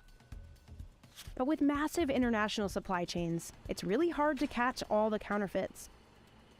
While the USDA inspects imported meat and eggs, the Food and Drug Administration is responsible for the rest, and it's estimated the FDA inspects just 1% to 2% of imported foods. And they have made very clear that they consider the drug side of their equation a higher priority, and they always had and probably always will have finite resources. I disagree with that logic because I look at the food we eat as the only drug that everybody takes every day. But even if they're caught, the punishment isn't usually as harsh as drug trafficking. This is big crime, and why not? It's huge money. It's better than dealing drugs for them because no one's going to break your door down at 4 a.m. and arrest you for selling rubbish honey. Larry says 2 things could deter counterfeiting before it starts: tougher sentencing and the use of blockchain to track the supply chain through labels. So I think the situation is improving, just not enough. I think we need clearer laws, real penalties, and real enforcement, not just a slap on the wrist. You can't legislate crime away, but you can certainly, make it tougher. But some of it comes down to the consumer. Because I think if we stop buying the really cheap, horrible product, actually, in the end, this fraud will become far less of an issue. Buy things in their whole form. You know what a lobster looks like, but you buy lobster ravioli, sometimes there's no lobster in it. And always look at the ingredient list. Because if you know how to differentiate the real stuff from the fake stuff, the decision of what you put in your body becomes yours. The consumer does have power, though we appear to be. Of all the rabbit holes I get stuck in on the internet, I don't know any quite as powerful as Google Earth.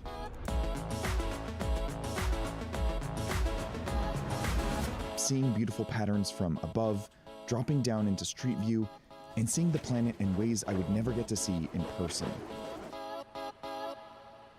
So when I came across this post on Reddit, I was fascinated.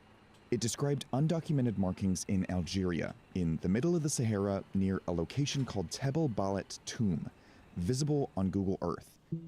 There were 22 of them, each with 12 surrounding things, 42 meters in diameter, 420 meters apart, at longitude 420 east. It almost sounded like a joke. But then I copied the coordinates and I looked. There they were, identical circles in an almost perfect line, 160 kilometers from any signs of life in the world's largest desert in the middle of the biggest country in Africa. This is a story about the limits of what you can find out on the internet, about all the different ways of looking at the same thing, and about going all the way there. Over the course of the last 20 weeks, we filmed every step of the process as we tried to figure out one thing. What could these circles be?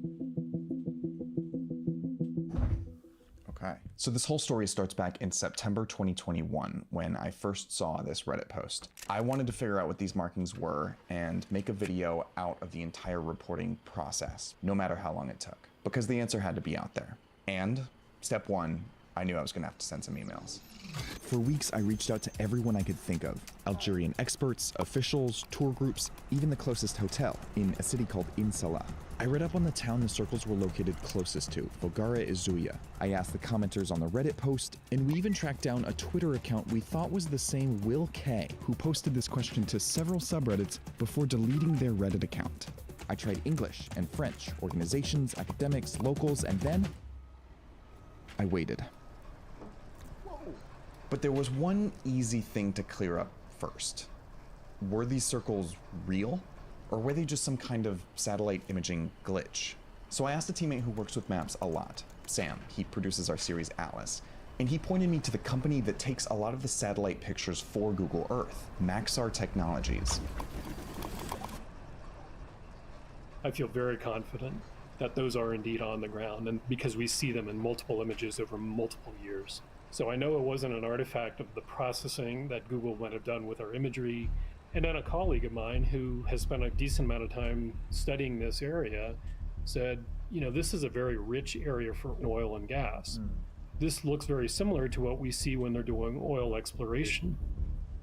Oil radically changed the course of Algeria's history. Oil from the wastelands of the desert, and it's believed that the Sahara is immensely rich in it.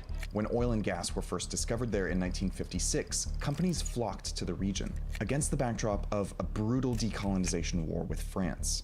Today, Algeria is one of the world's top exporters of natural gas. What Steve is talking about here are seismic surveys, where geophysicists analyze the Earth's surface by sending shockwaves into the ground. Depending on how those seismic waves bounce back, researchers can tell what resources can be extracted from underground. Steve thought that maybe seismic pulses from a specialized vehicle could produce something like this. So, we had a hypothesis, but I wanted a second opinion. So I asked Bob Hartage at the University of Texas. He's one of the world's leading experts on seismic imaging. He responded by email. I can assure you with 100% confidence that the features in this imagery are not seismic arrays used in oil and gas exploration. First, the shapes themselves weren't right. There will be hundreds of thousands of receivers positioned as either a single straight line or as hundreds of parallel straight lines. I looked up pictures from NASA of seismic surveying, and you can see what he means. Second, the fact that we could even see them meant that they probably weren't a seismic survey. The objective is to leave the landscape like you found it. If a seismic crew created something like these features, a return visit would be made to restore the landscape. I have no idea what these circles in the satellite image are. Whatever they are, the people who created them wanted those features to be permanent. Closeout? I don't think we need to chat. Thanks, Bob. So I kept Googling. I found geotagged pictures from the nearest municipality, Fogara Izuya, on a site called Mapio.net. These old stone wells sort of look like they could be arranged in a circle, but reverse image searches were a dead end. I didn't know what to do next, so we looped in Vox Video's senior researcher, Melissa, to help me out. So I was trying to find what this thing was. I don't know if you remember from his original post. He calls it the Tibal Ballet tomb. Do you remember that? Yeah, so I found this article. This is from like 1885. Okay. Yeah. The well of Tibal Ballet is at the latitude 27 degrees 20 and longitude 4 degrees 38. And that's approximately where what we're looking at is. And it says there are 2 circular tumuli. I had to Google that. I don't know that word. Tumuli.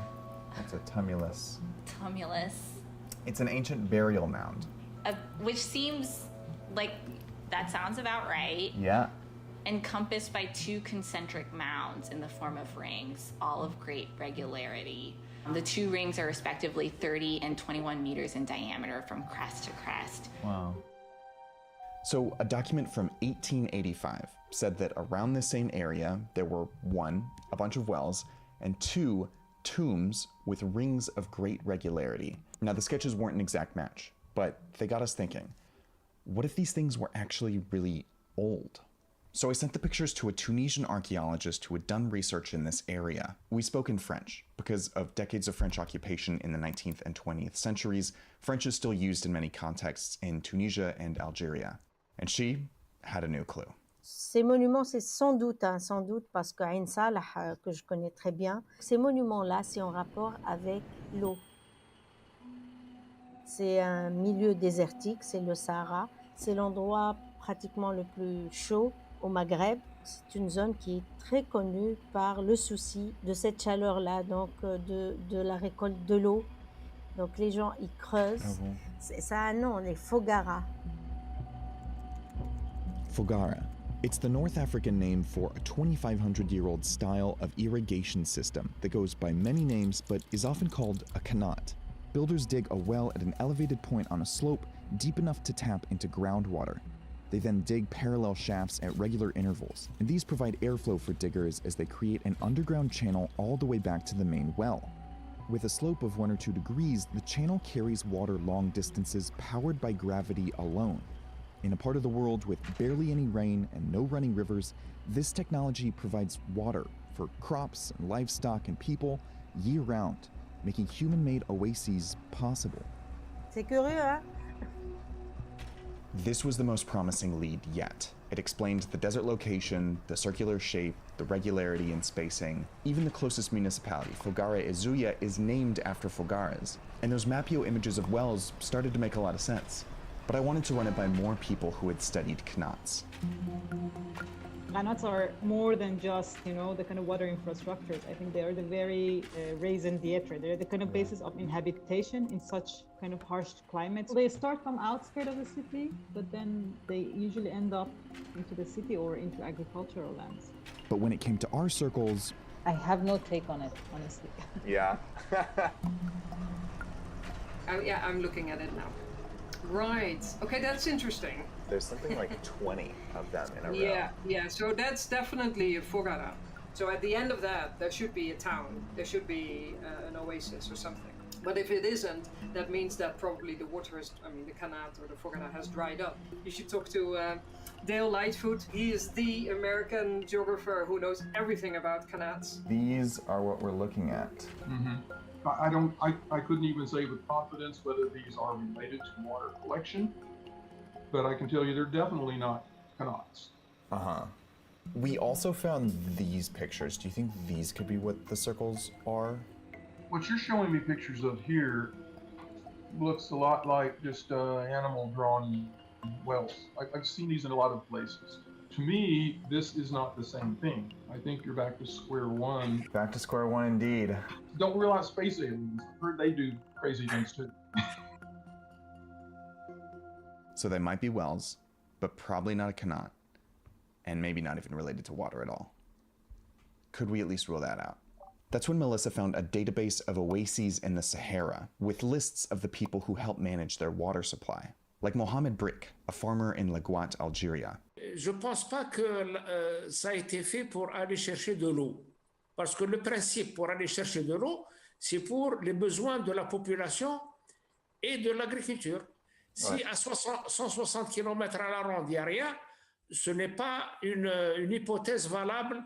Ouais, car il n'y a pas de village. Il n'y a pas de village, il n'y a pas de jardin, il n'y a pas d'oasis, il n'y a pas de plantation, il n'y a pas de population.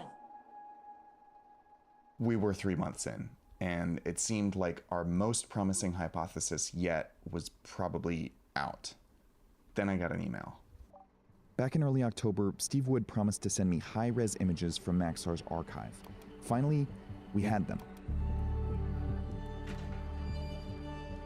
It was the clearest look we'd had yet, and Steve believed it showed a new detail: tire tracks. If that was right, it would mean someone had been there within the last century. I kept asking people, historians, Algerian officials, archaeologists, and nearby residents. But after a while, I felt stuck. Like we had exhausted what we could find out on the internet, and there was nowhere else to go from here, except to the circles themselves. The longer this project went on, the more I realized we had a choice to make. We could keep interviewing more and more people, get more and more theories, and ultimately have no way to back any of them up. Or we could try to get someone there, try to film it, and then maybe we could know for sure. So I asked my teammate Christina, who works with journalists all over the world, if she knew anyone in Algeria. And that led us to Samir Abchiche, a video journalist in Algiers. We hired Samir to be our on-the-ground journalist, to use his expertise in the area to help us solve this mystery. The next part took months. Hello, Christopher. Salut, Samir. Hello, Christopher. Salut, Samir. Salut, Christophe. We knew this wasn't going to be an ordinary video shoot. We were asking him and his team to travel incredibly far to go do something potentially dangerous. But Samir took the story into his own hands. He was obsessing over every hypothesis and setting up local contacts and figuring out all the details of how to get a team of people from Algiers, 15 hours away by car, to Insala, and then deep into the desert where no roads go. Finally, Samir figured out how to make it happen. And at 7 p.m. on a cool February night, he and his second cameraman, Abdlati, set off. Et ça commence. Bien. Ça commence pas. Allez, du thé.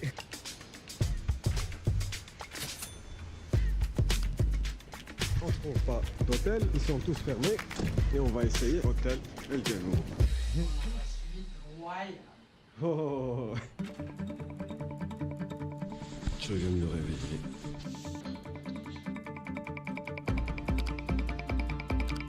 Il commence à faire super chaud. Il n'y a pas de réseau. C'est jaune partout. Ouais, mais c'est bon.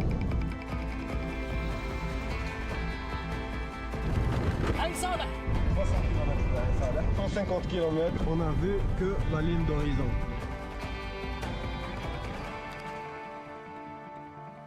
They'd already spent 24 hours driving to get there. Now they had to go another 160 kilometers from Ain Salah into the desert. But they had to pick up someone else first.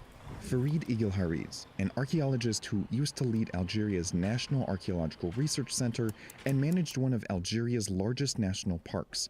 He's here to help the team identify whatever they come across.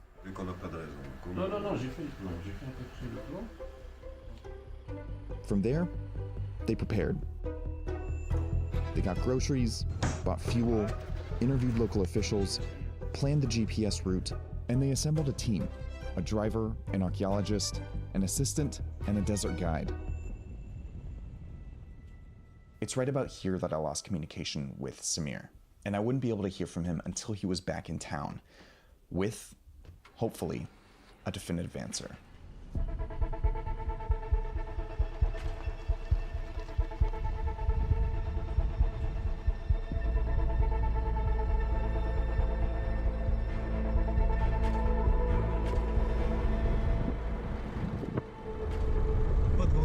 C'est super. Hier, ça nous inquiétait un peu, donc ça reste un peu risqué parce que bon, c'est un passage où personne ne passe, très peu.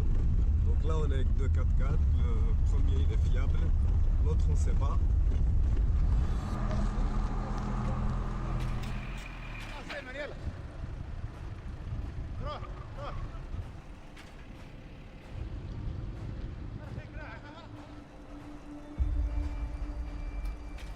What's weird is that as the crew got closer and closer, they started finding signs pointing to every one of our theories.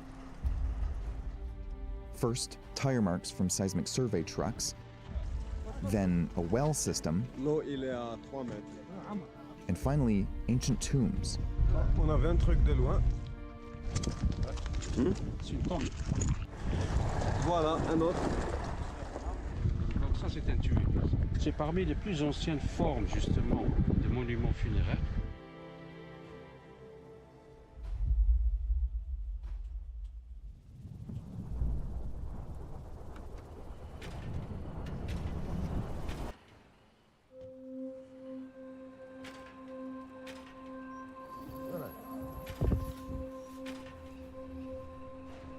And on the morning of day 2, they checked the map.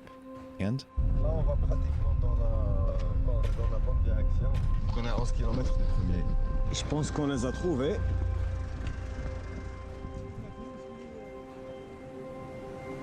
Fausse alerte. Fausse alerte. باقي عليها 500 متر راهي. شفتها؟ ها؟ يلا يلا. يلا راجل. Beaucoup d'excitation. Mais c'était pas ici, mais apparemment c'est à 500 mètres. Normalement, on n'est pas loin.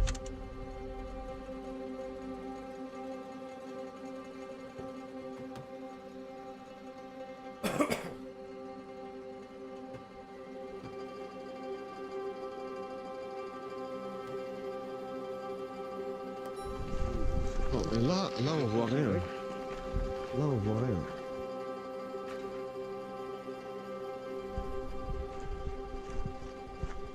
Ah oui. 10, 11, 12. Voilà, nous avons les 12.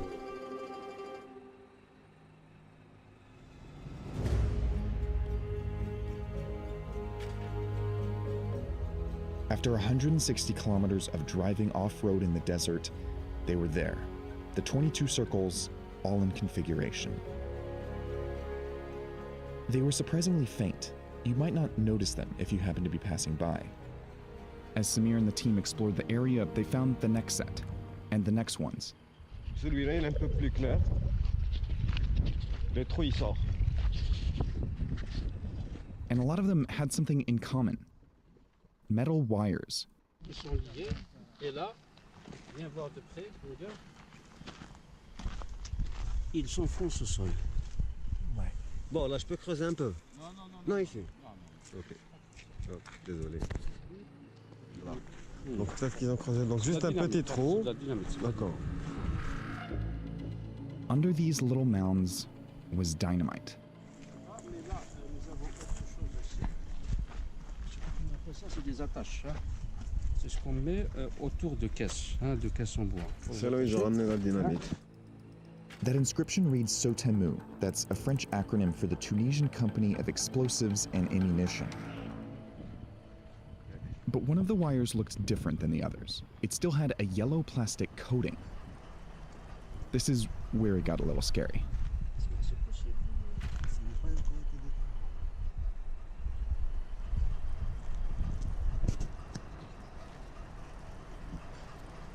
Sors de là, reste pas là.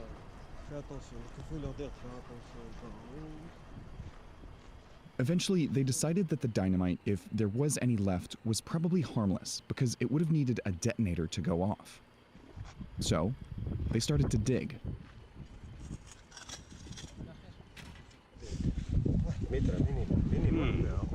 But it was buried quite deep, so at some point, to be safe, they stopped.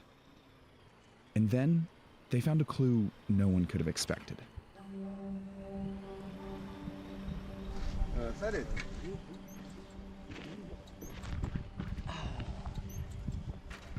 Ah oui. Bricato français fabriqué en France. Old cans of sardines and tuna. Là, on a trouvé une petite boîte de conserve utilisée comme nourriture pour ceux qui ont travaillé donc ici, qui ont réalisé donc, cette exploration. Oh, il y a de la couleur.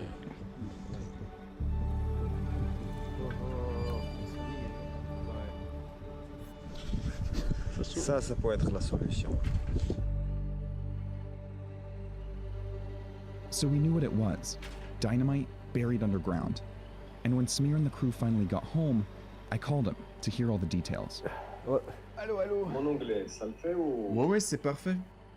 We think that we have we know the solution. Donc une méthode de recherche de pétrole, but it was an old technique. Oh. At the very beginning of this journey, that's one of the first things that anyone ever suggested, is that it had to do with searching for petroleum, which is crazy that it's finally confirmed. It's the same thing that they do today, just with dynamite instead of, more finely tuned technology. Yes, yes, yes. This is crazy. This is so much more wild than I expected. Ironically, it put us right back where we started. Seismic surveying. These circles are the remnants of surveyors looking for resources underground. This whole time, that first guess was right. But only sort of. Because Bob Hardage at the University of Texas was right when he said in that email that this doesn't remotely resemble seismic surveying, because this isn't what seismic surveying looks like today. It's an older technique from the early days of surveying that uses dynamite explosions instead of vibration machines. The explosions would provide the seismic waves that would reflect and refract off of the ground underneath, and that would tell surveyors that something, potentially something valuable, like oil, was underground and worth digging for. The circles looked like this because of the force of those dynamite explosions happening underground. From this moment, a new question came, who did this and when? Yeah. Knowing it was a seismic survey wasn't enough, but we had one more clue from the desert to turn to: the sardine cans. I reached out to Soapy K, which seems to be the only one of these companies that still exists, but they said they couldn't identify their age by photos. So I found someone who's been collecting sardine cans for over 40 years, Philippe Anginot. He even made a museum out of it. And I showed him the pictures. Vous voyez, ici, on a ce qu'on appelle une boîte 3 corps. Donc ça, c'est des boîtes typiques des années 1960. À partir de 1960, la conserverie Arsène Sopiquet devient Compagnie Sopiquet. Quand ça s'intitule encore Arsène, c'est qu'on est avant 1960.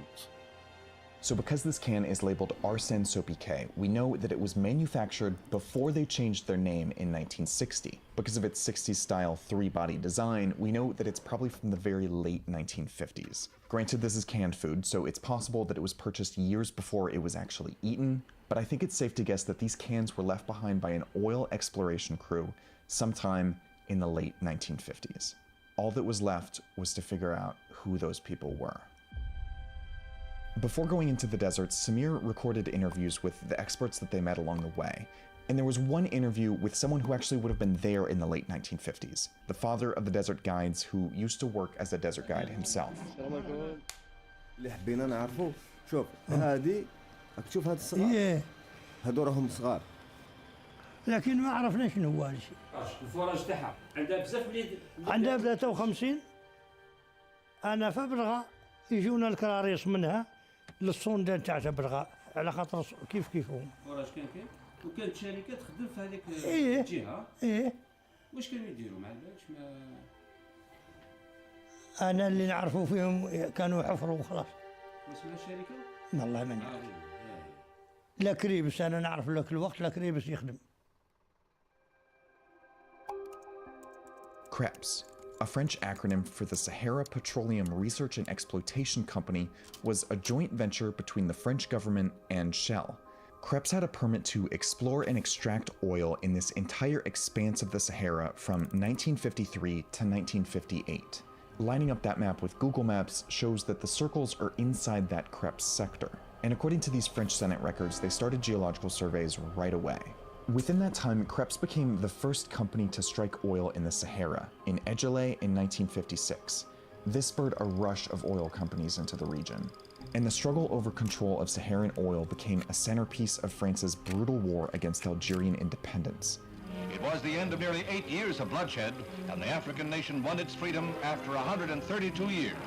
Even when Algeria won its independence in 1962, France maintained rights to Saharan oil for years to come.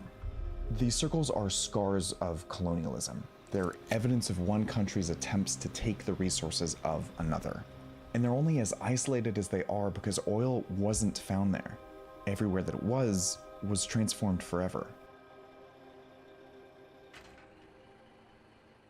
So, we figured it out.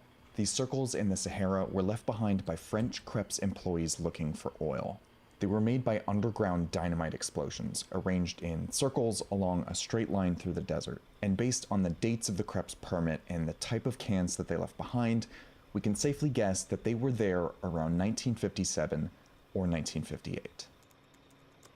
When we figured it all out, I emailed Bob, and he said this: "You have certainly done a persistent and thorough investigation. I am comfortable with the conclusion that your features are remnants of decades-old, first-generation analog recording of seismic data, an unbelievable preservation. Comparing 1950s seismic equipment and today's seismic equipment is similar to comparing propeller airplanes and deep space rockets. Essentially, there is no comparison, but two different worlds. Well done." Thanks, Bob. We only know this thanks to the help of dozens of people, someone's 65-year-old trash, a lot of time on the internet, and a long, brave journey into the desert. Of course, a story like this could always keep going, more and more specific. But at some point, to finish a story, we have to ask ourselves if the answer that we have is satisfactory. And I think this one is.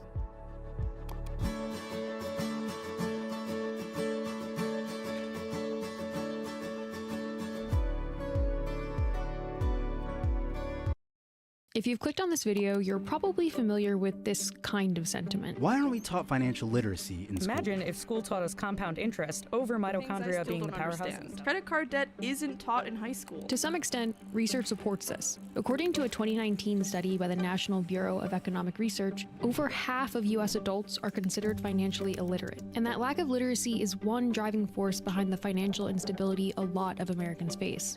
We're over $1 trillion in credit card debt, over a quarter of us don't have any retirement savings, and over a third of us would struggle to cover a $400 emergency expense.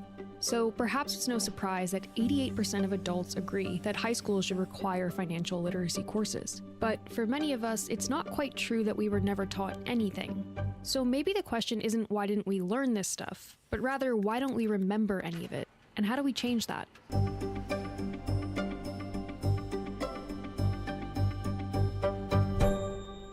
There's actually a pretty straightforward way to determine if you're financially literate.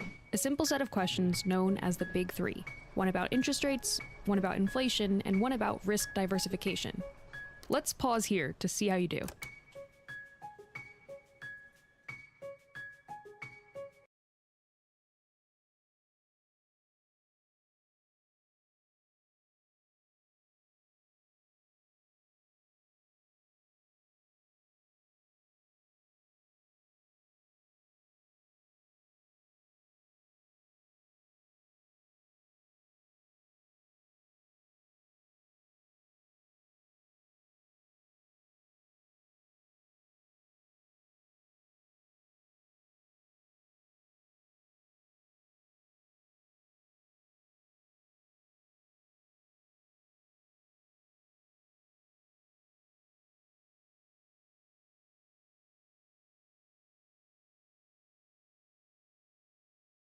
If you chose these answers, congrats, you're financially literate. And if you didn't... Someone who is financially illiterate doesn't know what to do with their money, where their money's going, where their money currently lives, and doesn't even know the options. Getting these answers right requires both a knowledge of financial vocabulary and the ability to make mental calculations. It takes time to understand this stuff. You can't just learn the basics in 1 or 2 days and then call it good. In other words, financial literacy is a lot like, well, literacy. You can't just sit through one class on the alphabet and then expect to be able to pick up War and Peace. And you can't sit through one lesson on money management and expect to know exactly how to handle your own finances. The problem is, that's exactly how a lot of us were taught about these concepts.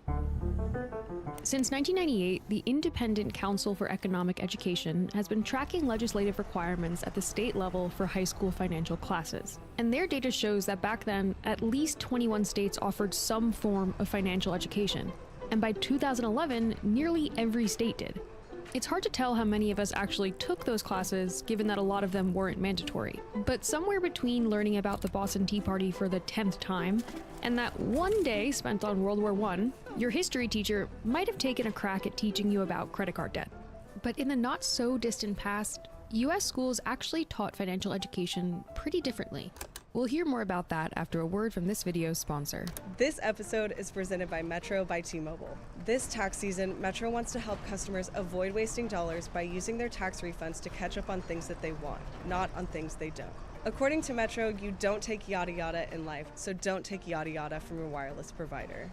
Metro by T-Mobile has no contracts, no credit checks, and no surprises. Metro does not influence the editorial process of our videos, but they do help make videos like this possible.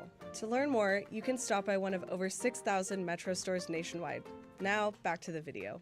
We don't have great records of education standards from before the 80s, when the Department of Education was formed, but based on old teaching materials, it seems that up until the 50s or 60s, money management was a fixture in the public school curriculum. Often as part of home economics class. Alongside, sewing and baking, students were learning how to budget for better living, use consumer credit, and save for their weddings. There were also standalone consumer education classes, which seemed to be less gendered. But that started to shift thanks to the space race. Worried that American students weren't measuring up to students in the USSR, in 1958, President Eisenhower signed the National Defense Education Act, which placed an importance on math, science, and foreign languages. And years later, the US Department of Education published a landmark report that partially blamed the country's decline in educational performance on schools spending their time training their students for adulthood. That same document doubled down on Eisenhower's math and science-based educational goals, proposing new basics for nationwide curriculums. Since then, a steady march of legislation has made curriculums more and more focused on standardized testing, leaving even less room for life skills like financial education. But thankfully, for at least the past decade, the pendulum appears to be swinging back. More and more students are receiving the kind of financial education that might stick, spending full semesters learning about things like household budgeting, taxes, credit management, and student loans. In 2022, 9 states required a standalone class to graduate. Another 14 required that students receive personal finance lessons within a different course, and 5 more states offered it as an elective. So access has definitely ramped up dramatically. And as of February 2024, at least 7 more states have active bills that would introduce mandatory classes, and there's good reason to be optimistic that more states will follow suit. Many of these bills even have rare bipartisan sponsorship, likely because financial education really works. It's been shown to improve credit scores, lower delinquency rates, reduce risky payday lending, and lead students to low-interest college financing. It even has a sort of trickle-up effect on the students' families and even the class's teachers. Researchers are also in the early phases of learning more about what kinds of lessons work best, and which don't really stick. Like any planning for retirement, maybe because that's just a bit too far off for high schoolers. So it might only be a matter of time before Americans remember as much about compound interest as they do about cellular energy production, and as much about inflation as the dimensions of triangles.